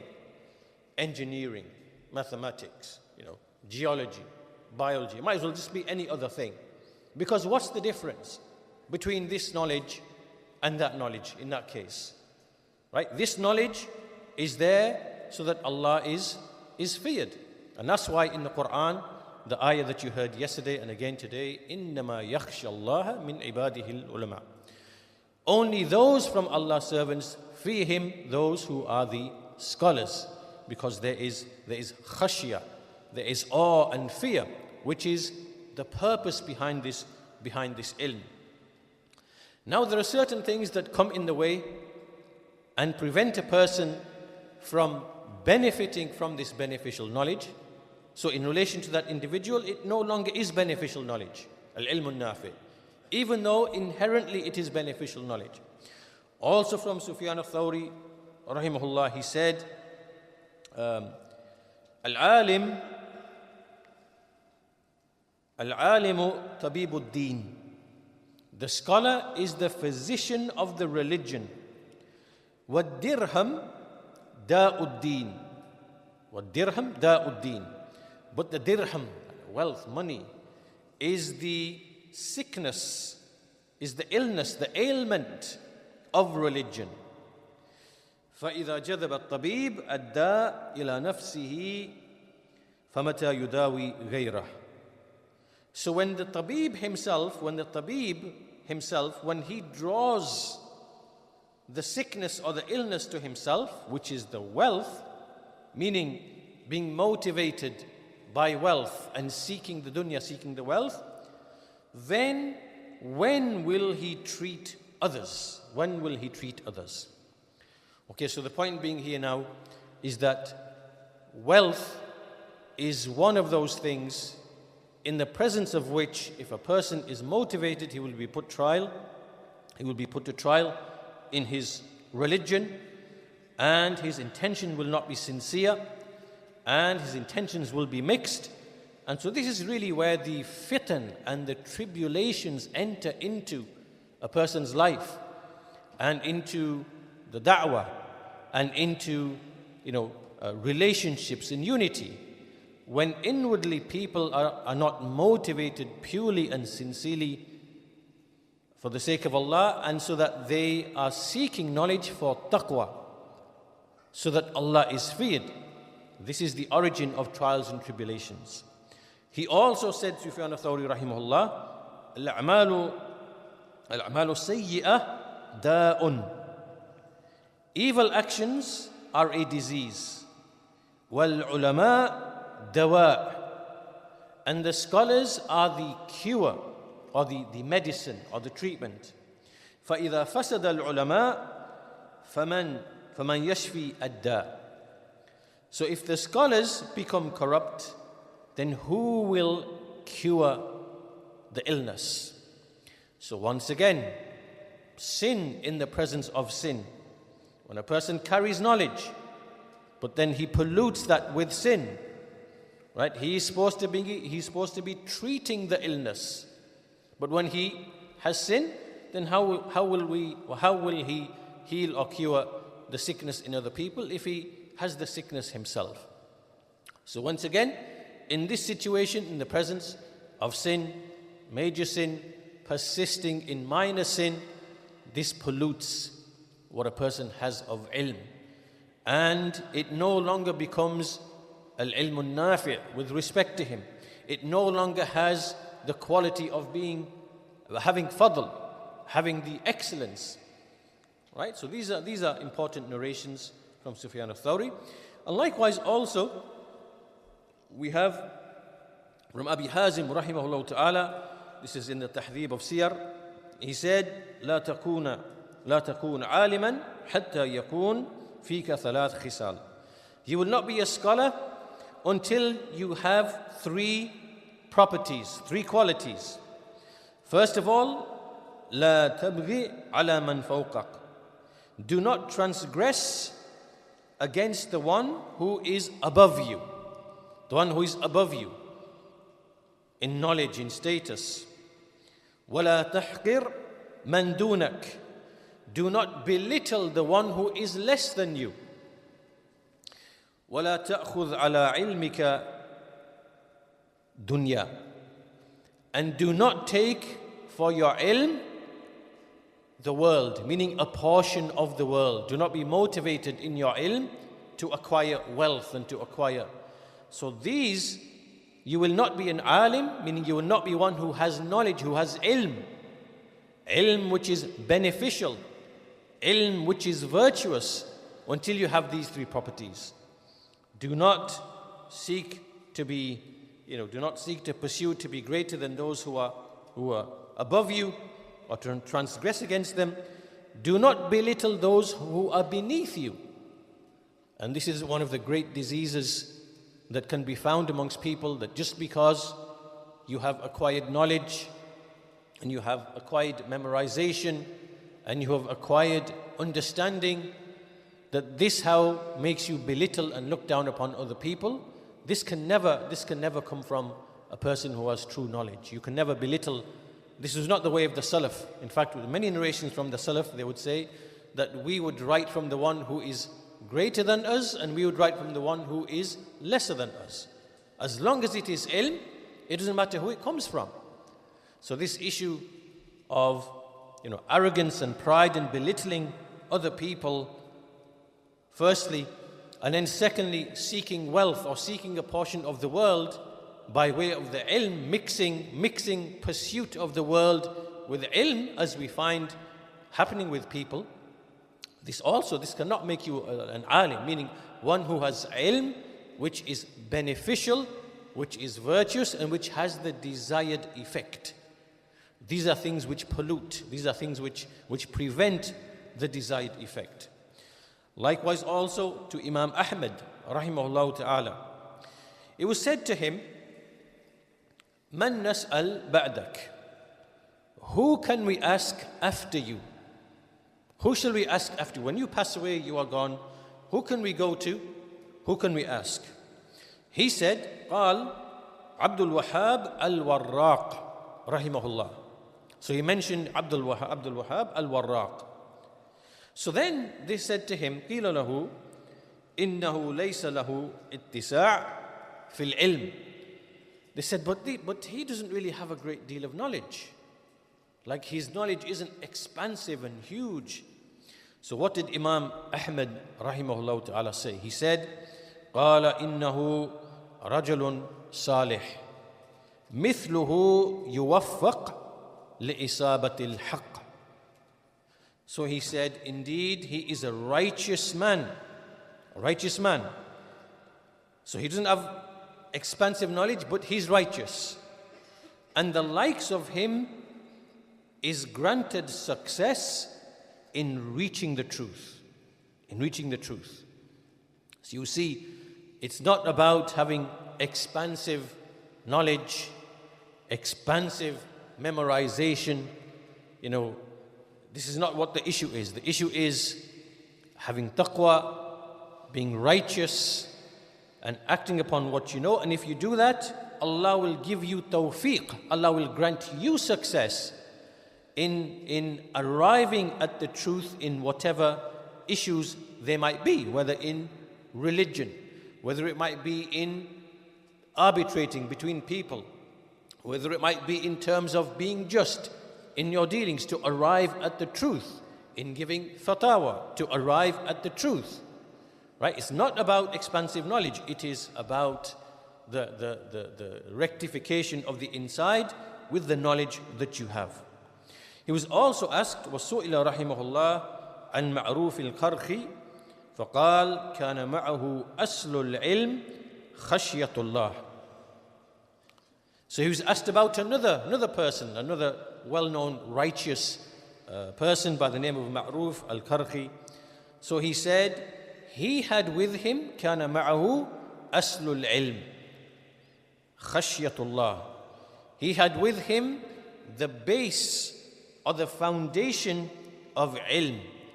What is that? It is khashyatullah. It is the awe of Allah. It is the fear of Allah. Meaning that that condition or that trait or quality is what knowledge sits on top of. So you have to have that first for knowledge to be fruitful, to be beneficial, and to have its desired effect. So from all of these narrations, coming back to the point that we were making, what the Shaykh is saying, that knowledge, seeking knowledge, is from the greatest of the acts of worship. It is from the greatest of the righteous actions. It is that which precedes other things, such as al-qital. However, even though it is beneficial, even though it has virtue, that is only the case when that knowledge, when the asl of it is khashya, when there is internal rectification, when there is absence of seeking the dunya, when there is absence of pollution by way of sins, when there is absence of pride and arrogance. And there are other things as well, inshallah, that we will look at later on, such as jealousy and things like that. Okay, so if you follow there's a connection. So we mentioned first of all the definition of ilm, what actually is ilm, as opposed to wahm and shak and jahl murakkab, which is what you find with the kuffar and the mubtadi'ah, right? Because this is what their beliefs and their methodologies are built upon. So we have to first of all know what actually is ilm. And then what is the beneficial ilm? And then, even though that is beneficial ilm, is it actually beneficial in your specific case, even though it's a beneficial ilm? And is it praiseworthy? And does it have excellence and virtue? That can only be the case if it is like this, like what we see with the Salaf. So once that's clear, the Shaykh goes on, rahimahullah, he then mentions some ayat in the Quran to explain the virtue and the excellence of those who have knowledge and those who do not have knowledge. Right? This knowledge which is ilmun nafi' and which has all of these qualities that we mentioned. From them, he says, أَمَّنْ هُوَ قَانِتٌ آنَاءَ اللَّيْلِ سَاجِدًا وَقَائِمًا يَحْذَرُ الْآخِرَةَ وَيَرْجُو رَحْمَةَ رَبِّهِ. Is the one who stands during the night, prostrating and standing, cautious of the hereafter, and hoping in the mercy of his Lord, meaning like one who is not. And so the Shaykh says that, is this person who does this, is he like the one who is like this and the one who does not? The one who is arrogant, the one who does not obey Allah? The answer, of course not. Of course, he cannot be the same. He mentions also another verse, هَلْ يَسْتَوِي الَّذِينَ يَعْلَمُونَ وَالَّذِينَ لَا يَعْلَمُونَ. Are those equal, those who know and those who do not know? The Shaykh says, just like the living is not like the dead, just like the hearing is not like the deaf, and the seeing is not like the blind, then likewise the one who knows, has ilm, he's not like the one who is ignorant. He mentions also the verse, يَرْفَعِ اللَّهُ الَّذِينَ آمَنُوا مِنْكُمْ وَالَّذِينَ أُوتُوا الْعِلْمَ دَرَجَاتٍ. Allah will raise those amongst you who have iman and those who have been given knowledge in ranks. So when you read these verses, keep in mind that ilm that we are speaking of is the ilm that we've described and characterized already. It's not just merely ilm, because then it would be no different to any other type of ilm. Right? It is the ilm that we described in the way through those narrations. That's why he says that the people of knowledge, they are the ones who are praised, And every time they are mentioned, the people praise them.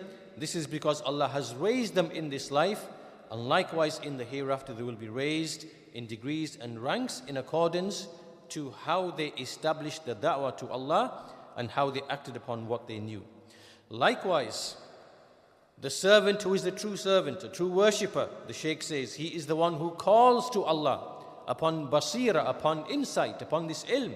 He mentions the ayah in Surah Yusuf, قُلْ هَذِهِ سَبِيلِي أَدْعُو إِلَى اللَّهِ عَلَى بَصِيرَةٍ أَنَا وَمَنِ اتَّبَعَنِي. Say, this is my path, I call to Allah upon basira, upon insight, upon true knowledge, I and whoever follows me. So the Shaykh says that this person who knows he is upon a tariq shari'i, upon a legislated path, and he is the one who follows and knows what he's doing, is he the same as the one who simply follows the path because his father followed it and because his grandfather followed it? Meaning he's just following because that's what he knows. And then the Shaykh goes on to mention a very important, beneficial point that we should pay attention to, which is he makes the difference, he outlines the difference between a person who is a worshipper of Allah upon ilm, upon knowledge, and a person who is a worshipper of Allah as a habit and as something that he just does, and he doesn't really pay attention. He doesn't, in his mind, he doesn't think in his mind and bring to mind why is he doing what he's doing. So the ilm doesn't come to his mind while he's doing what he's doing. So Shaykh explains what he means by this. He says, which of these two people is making tahqiq of al-ibadah?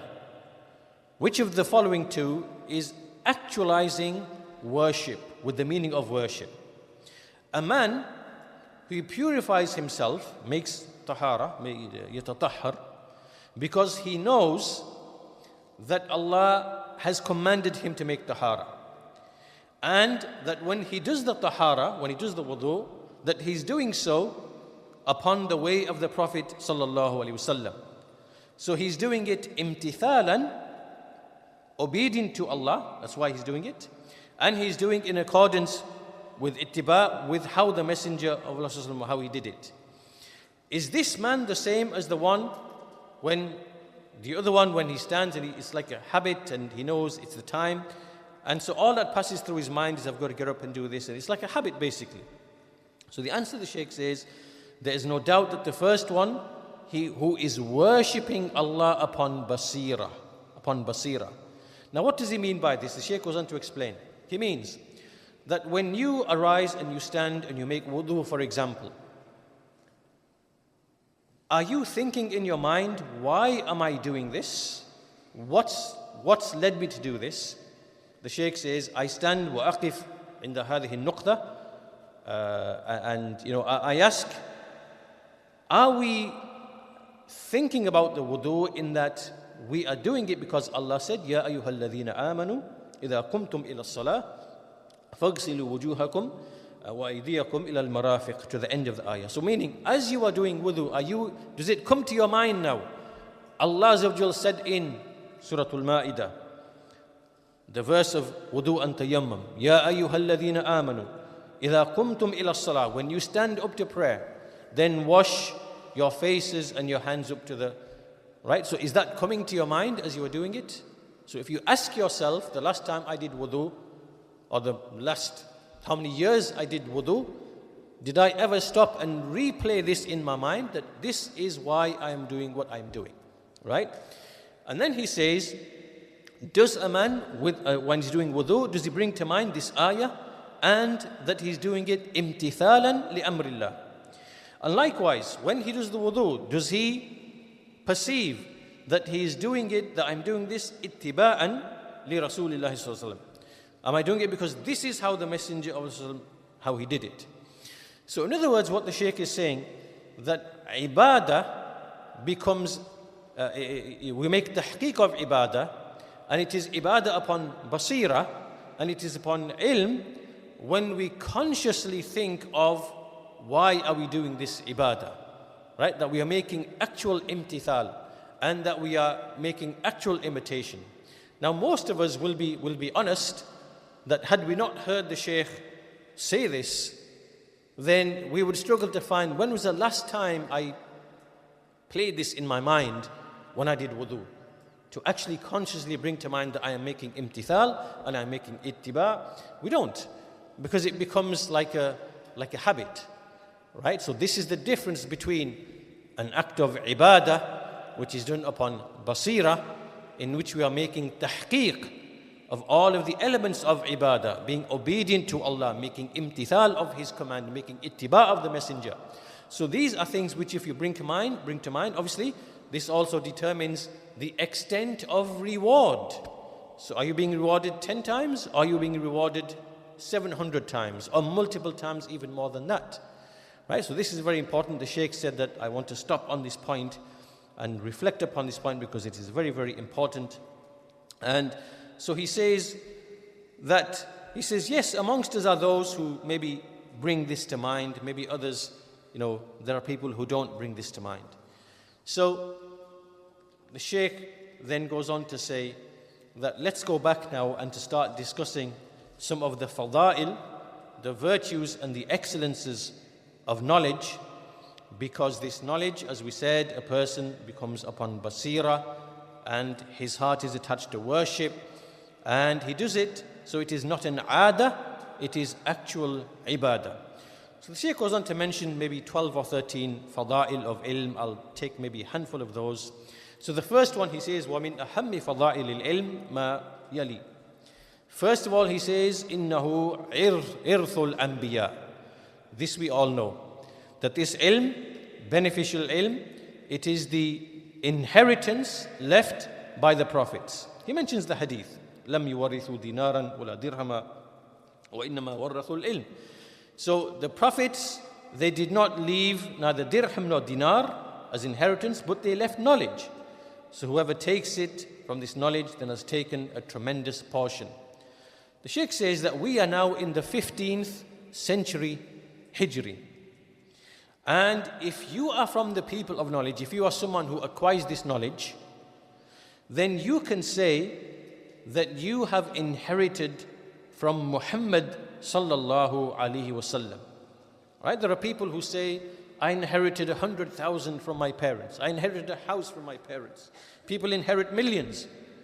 But if you are someone who has memorized, say for example, إِنَّمَا الْأَعْمَالُ بِالنِّيَّاتِ, a hadith of Umar ibn al-Khattab, that is what you have inherited from the Messenger sallallahu alaihi wasallam. And that is far superior to any type of wealth, to any type of inheritance that you might take from your parents or from anybody else. So the Shaykh is saying that this in itself shows the virtue and the excellence of ilm, in that it is an inheritance from the Messenger of Allah who conveyed the ilm of Allah to us, and we are its inheritors. Right? This is sufficient to indicate its virtue.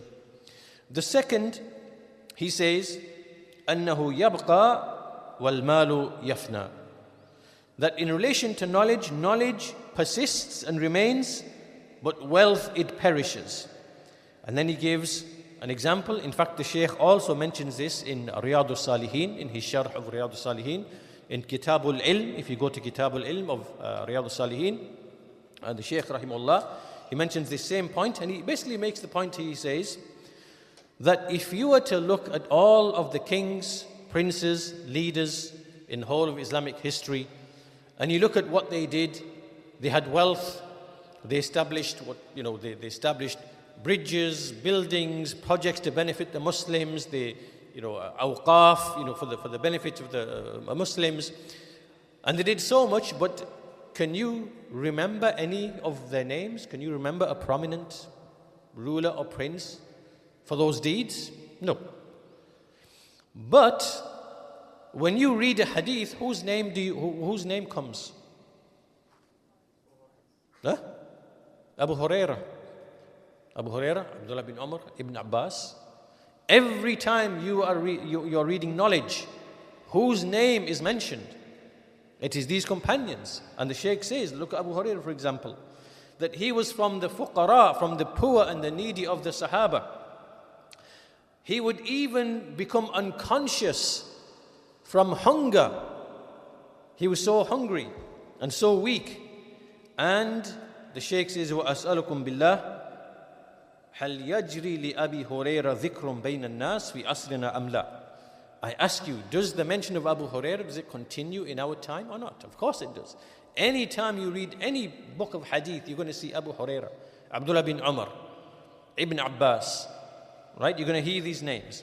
So knowledge remains, but wealth perishes. So the kings, the rulers, the princes, the wealthy people, they had wealth.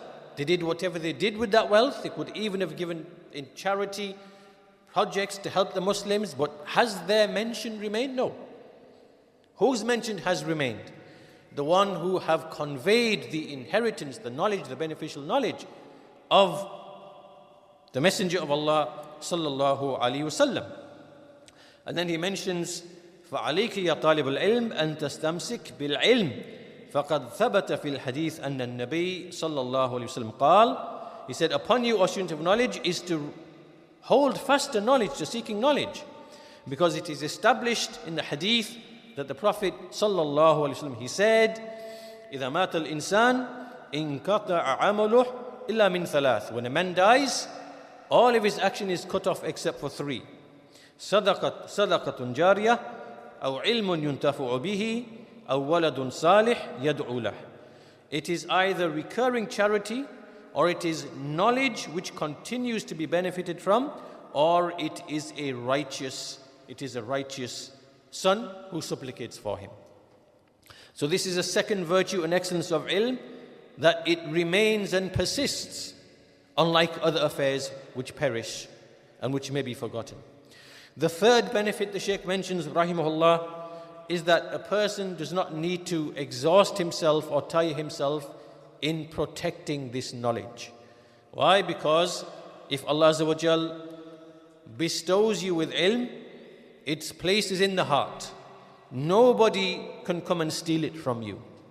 You don't need to put the knowledge when you go to sleep at night, let me put it in the box with the key and a lock. No, the knowledge is in your heart. And it will remain in your heart, of course, unless you are neglectful or you commit sins. Right? So you are the one who will remove the ilm from your heart. Nobody can steal it from you. So, unlike wealth, wealth has to be guarded. Wealth has to be preserved in this manner. As for ilm, then it is knowledge that actually protects you, not the other way around. You have to protect wealth, but you don't have to protect knowledge. Nobody's going to steal it from you. Rather, the knowledge is what actually protects you. The fourth thing that the Shaykh mentions, rahimahullah, is that a person, أن الإنسان يتوصل به إلى أن يكون من الشهداء على الحق. That through this ilm, a person becomes somebody who becomes a witness over the truth. A witness over the truth. What is the evidence? It's the statement of Allah Azza wa Jal in Surah Ali Imran, شهد الله أنه لا إله إلا هو والملائكة وأولو العلم قائما بالقسط. So here, he mentions that Allah Azza wa Jal said ulul ilm. He did not say ulul mal. He said people of knowledge, not the people of wealth. And sufficient for you it is, فَيَكْفِيكَ فَخْرًا يَا طَالِبَ الْعِلْمِ أَن تَكُونَ مِمَّنْ شَهِدَ اللَّهُ أَنَّهُ لَا إِلَهَ إِلَّا هُ مَعَ الْمَلَائِكَةِ الَّذِينَ يَشْهَدُونَ بِوَحْدَانِيَةِ اللَّهِ عَزَّ وَجَلَّ. So sufficient boast and pride is it for you, O seeker of knowledge, that you will be from those whom Allah has testified, with respect to, that there is none worthy of worship except He, along with the angels. He put you along with the angels. And sufficient is that as a praise for this, for the people of knowledge. In fact, this ayah, Ibn al-Qayyim rahimahullah, in his book, Miftah Dar al-Sa'ada, in the first volume, he shows how this ayah explains the excellence of knowledge from 152 different angles. Right?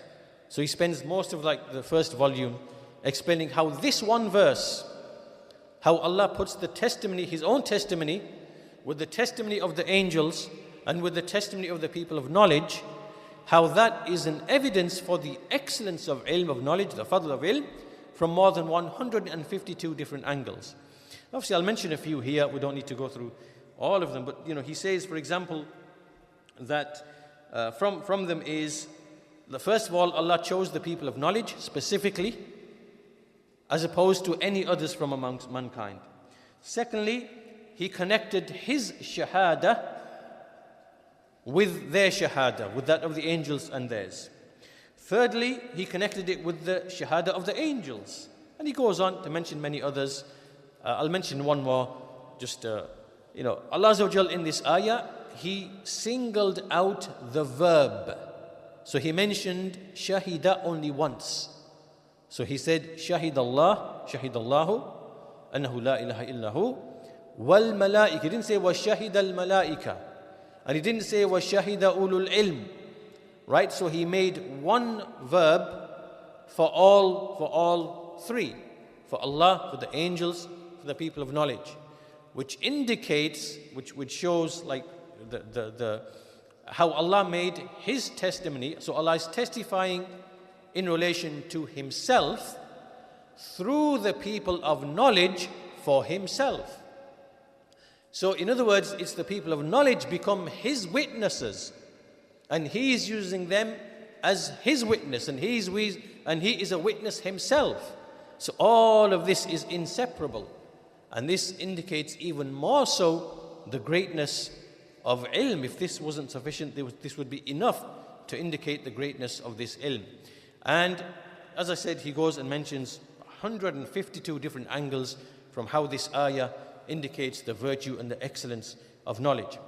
Also from the excellence and virtue of knowledge is the fact that the Messenger of Allah ﷺ, he did not encourage anyone to envy other people for anything except for two bounties and two favors. The first of them is talabul ilm wal amal bihi, to seek knowledge and to act upon the knowledge. And the second is the one who trades and he uses his wealth to serve Islam. Right? So we know that envy and jealousy is a poison of the heart. It is prohibited. However, there are two exceptions, and this is in the hadith of the Messenger of Allah ﷺ, La hasad illa fi ithnatayn. There is no envy except in relation to two. Aman rajulun atahu Allahu malan fasallatahu ala halakatihi fil haqq. A man to whom Allah has given wealth, so he uses it and he spends it and destroys it in aid of the truth. وَرَجُلٌ آتَاهُ اللَّهُ حِكْمَةً فَهُوَ يَقْضِي بِهَا وَيُعَلِّمُهَا. And a man to whom Allah has given wisdom, and wisdom comes from knowledge obviously, and he then judges with it and he teaches it. So this is a very, very important point, that first of all it shows the virtue and excellence of knowledge, in that it is the only thing that a person can have envy with respect to. However, just to focus on this point a bit more, it's important to understand that what the Shaykh said, or what the hadith says, it is not that you envy someone because he has knowledge. You envy someone because the reward he is getting for acting upon the knowledge. Do you understand? That's what the envy is for. It's not like, mashallah, this guy has memorized this and this and this, and this brother knows this, this and this. Like, you're not envious just merely of the knowledge, because that, like we said before, this is not beneficial knowledge. But you see very clearly in the hadith and what the Shaykh said, that it is a man to whom Allah has given wisdom, and he judges by it, and he teaches other people, right? So you are after the reward, you are envious of the reward, not just the mere knowledge in itself. And likewise, the man who Allah has given wealth, tremendous wealth, and he spends it to spread Islam, to to help poor people, to build, mosques, or to build bridges, or to plant trees, or whatever it might be, you are envious of the reward, and you want that reward. And you wish that if you had that, then, you would do the same thing, and you hope Allah. So, it's not about the wealth in itself, nor is it about the knowledge in itself. It is the reward from the actual action. So you desire the action. It would be foolish for you to think, if only I had that wealth, and you are jealous of the wealth, if only you had that ilm and you are jealous of the ilm. This is not what is intended. Now, since the Shaykh mentioned this, it's very important, this issue of jealousy, because as we said before, we mentioned earlier that al-ilm al-nafi', beneficial knowledge, if you possess it, doesn't mean it's going to be beneficial in relation to you. Because there are certain things that have to be present. There has to be khashya, there has to be taqwa, there has to be rectification of the inside, and there has to be absence of being polluted with sin and being polluted with motivations for the world, for wealth, for money, and for status. And one of those poisons is in fact jealousy. It is one of the great poisons that the Shaykh rahimahullah actually then goes, he dedicates a specific section on the dangers that a student of knowledge has to avoid, and one of them is this issue of al-hasad. And so we'll speak about this inshallah because of its importance. The Shaykh mentions, first of all, what is the definition of al-hasad? It is karahat ma an'ama Allahu bihi ala ghayrih. Right? The scholars differ as to what is the definition of al-hasad, of jealousy. Some scholars say that it is to dislike that Allah has given somebody else a favor and a bounty. And then some other scholars say, but it also has to be that you want that bounty to end. You want that bounty to end in that person. But some scholars say no. This second part is not actually required for jealousy. Jealousy, and this is the view of Shaykh al-Islam Ibn Taymiyyah as well, فَالْحَسَدْ كَرَاهَةُ الْإِنسَانِ مَا أَنْعَمَ اللَّهُ بِهِ عَلَى غَيْرِهِ. Right? Jealousy is that you dislike what Allah has given as a favor to somebody else. It's not necessarily part of jealousy that you also now have to, desire and want that bounty is, ended and removed. So the Shaykh says, وَالْحَسَدْ لَا تَخْلُ مِنْهُ النُّفُوسِ. The souls cannot be free of jealousy. And it, finds its way into the hearts by necessity. The Shaykh then brings a hadith which is actually da'if, it's not an authentic hadith. The scholars have explained it's not a hadith, but the meaning would be correct. That if you are jealous, إِذَا حَسَدْتَ فَلَا تَبْغِ وَإِذَا ظَنَنْتَ فَلَا تُحَقِّقْ. Right? The meaning is that if you have envy, then do not act upon that envy. Do not act upon it. Do not now say something. Do not now do something as an expression of that envy. Right? But the hadith is not authentic. In any case, the Shaykh says that if you were to have this envy and act upon it or speak in a way to harm that person, you have now shared a trait of the Yahud. Because this is from the traits of the Yahud. أَمْ يَحْسُدُونَ النَّاسِ عَلَى مَا آتَاهُمُ اللَّهُ مِنْ فَضْلِهِ. Do they envy the people because of what Allah has given to them from His bounty?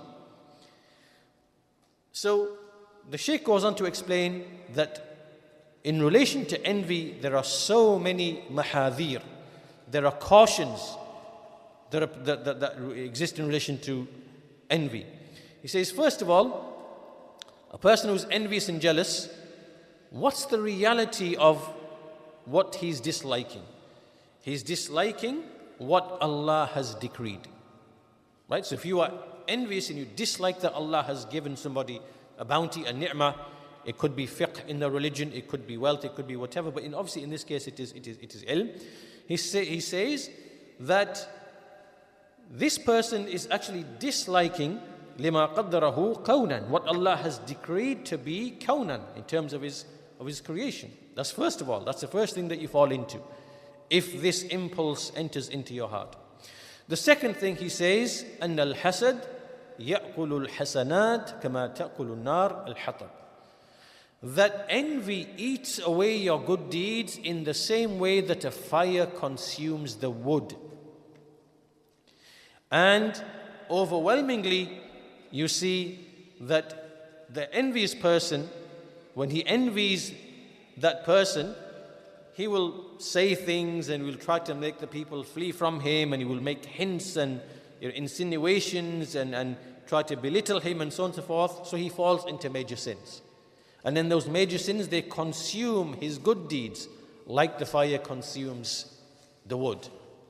The third, he says, that the envious person is one who is actually punished, meaning in the life of this world, with a type of jahim, with a type of nar, with a type of fire, which eats him and consumes him, meaning in the life of this world. And that's because every time he sees the ni'mah upon someone else from Allah subhanahu wa ta'ala, he becomes, filled with grief. His chest becomes narrow and it disturbs him and harms him. And he's filled with, so this person really is just like burning himself and consuming himself. It's as if he is throwing himself into his own Jahannam and his own nar by way of this jealousy. And this is from the dangers of jealousy. Fourthly, that within hasad, anna fil hasad tashbihan bil yahud. That in this hasad, it is a resemblance to the Yahud, because the Yahud, they are jealous. They are jealous. Ahlul Kitab in general are jealous. They are jealous that Allah Azza wa Jal put the prophethood among the Arabs. He revealed the Quran to Muhammad sallallahu alaihi wasallam. They are envious that Allah gave victory to Islam and made it uppermost and dominant. They are envious of what is in the hands of the people, of wealth and possessions, because they believe it belongs to them. Right? So they have envy and they have this jealousy. So if you hold this trait in a way other than the two exceptions that we mentioned earlier on, then you have a khasla, you have a, from the khisal of the Yahud, you have a trait among the traits of the Yahud. And as the Messenger of Allah, he said, "Man tashabbaha biqawmin fahuwa minhum." So this hadith now would apply to you, that whoever resembles a people, then he is from among them. Also he said that no matter how, number 5, no matter how much you might envy, no matter how strong this envy might be, it is not possible for anyone to remove the ni'mah of Allah from that person. Your envy and jealousy will not do anything. You can be as envious and jealous as you want. Allah's ni'mah won't be raised. So if this is not possible, then what reason, what purpose is there to harbor any envy or jealousy in the heart? It doesn't make any sense. The 6th, he said that al-hasad yunafi kamal al-iman. That to have this envy, it's something that actually clashes with and invalidates the perfection of iman. Because the Messenger of Allah, he said, "La yu'minu ahadukum hatta yuhibbu li akhihi ma yuhibbu li nafsihi." None of you truly believes until he loves for his brother what he loves for himself. So just like you you wouldn't want the favor of Allah to be removed from you, then likewise you shouldn't want the favor of Allah to be removed from anybody else. So you can't harbor this type of feeling. Likewise, 7th, that al-hasad yujibu i'rad al-abd an su'alillahi ta'ala min fadlihi. That al-hasad is something that prevents you from asking Allah from His bounty. Why? Because you are so grieved and harmed and vexed by this bounty that Allah has given to somebody else, that you don't ask Allah directly yourself for this bounty. As Allah Azza wa Jalla, He says in the Quran, وَلَا تَتَمَنَّوْا مَا فَضَّلَ اللَّهُ بِهِ بَعْدَكُمْ عَلَى بَعْدٍ لِلرِّجَالِ نَصِيبٌ مِّمَّا اكْتَسَبُوا وَلِلنِّسَاءِ نَصِيبٌ مِّمَّا اكْتَسَبُوا وَاسْأَلُوا اللَّهَ مِنْ فَضْلِهِ. So look at what Allah commanded in this ayah. He said, do not crave for that which Allah has given to others and made them excel over others. For the men is a portion of what they earn, and for the women is a portion of what they earn, but ask Allah from His fadl. So don't crave what other people have. You ask Allah directly for what, because He is the giver, He is the one who gives. The Shaykh then continues, rahimahullah, mentions an eighth caution, أن الحسد يوجب ازدراء نعمة الله عليه. That this envy or this jealousy, it necessitates that you are then belittling the actual favor of Allah upon you, as if you have no ni'mah, you have nothing to be pleased about that Allah has given to you, such that you should be angry. So this is also another caution, that when you look at what Allah has given to others, you start belittling the actual bounties and the favors that Allah has given to you. And so the Shaykh goes on to mention a few others, but I think we'll round it off there to stop for the prayer and then to leave space for the next talk, inshallah, at 9:30. Just to round up then, inshallah, we've taken some benefits from the book Kitab al Ilm, and there's two main issues then, really, to summarize two main points. First of all, what is ilm? What is the definition of ilm? And how it is distinguished from what is the naqid of ilm, jahl murakkab, and what doesn't reach the level of ilm, shak and wahm. Right? This is something that we need to know, because in our lives, whether it's the worldly knowledge or whether it's the religious knowledge, we have to proceed upon ilm, on actual ilm, or in some circumstances upon ghalabatul dhann. Right? So we can't act upon shak or jahl or wahm. So this applies in all situations, in religious knowledge, in your family life, in your trade, in your business, it applies all across the board. This categorization of the maratibul ilm applies in all respects. So first we must know what is actual ilm. What is actual ilm? Then we said, what is the beneficial knowledge? Al-ilmun nafi'. And so we explained that from Shaykh Abu Iyaad and others. And then in today's lesson, we are really speaking about when does that ilm become beneficial for you? And when does it become the praiseworthy knowledge? It's not the case that just because you hold ilm, this now is some virtue and excellence for you, and you are now praised in the way that Allah praises the people of knowledge. No. Because the ilm, as we said, it has to be upon what we mentioned, upon khashya, upon taqwa, and the absence of sin, the absence of impure intentions, and so on and so forth. These are things which are toxic and which now no longer make it to be beneficial knowledge in your case. Right? And the last of them is jealousy that we mentioned. Obviously there's a lot more, but inshallah we ask Allah to reward the Shaykh for benefiting us from his knowledge, and maybe there is something in all of this that we can take and act upon and benefit from. And with that we'll conclude. Walhamdulillahi Rabbil Alameen. Wa sallallahu ala nabiyyina Muhammad wa ala alihi wa sahbihi wa ajma'in.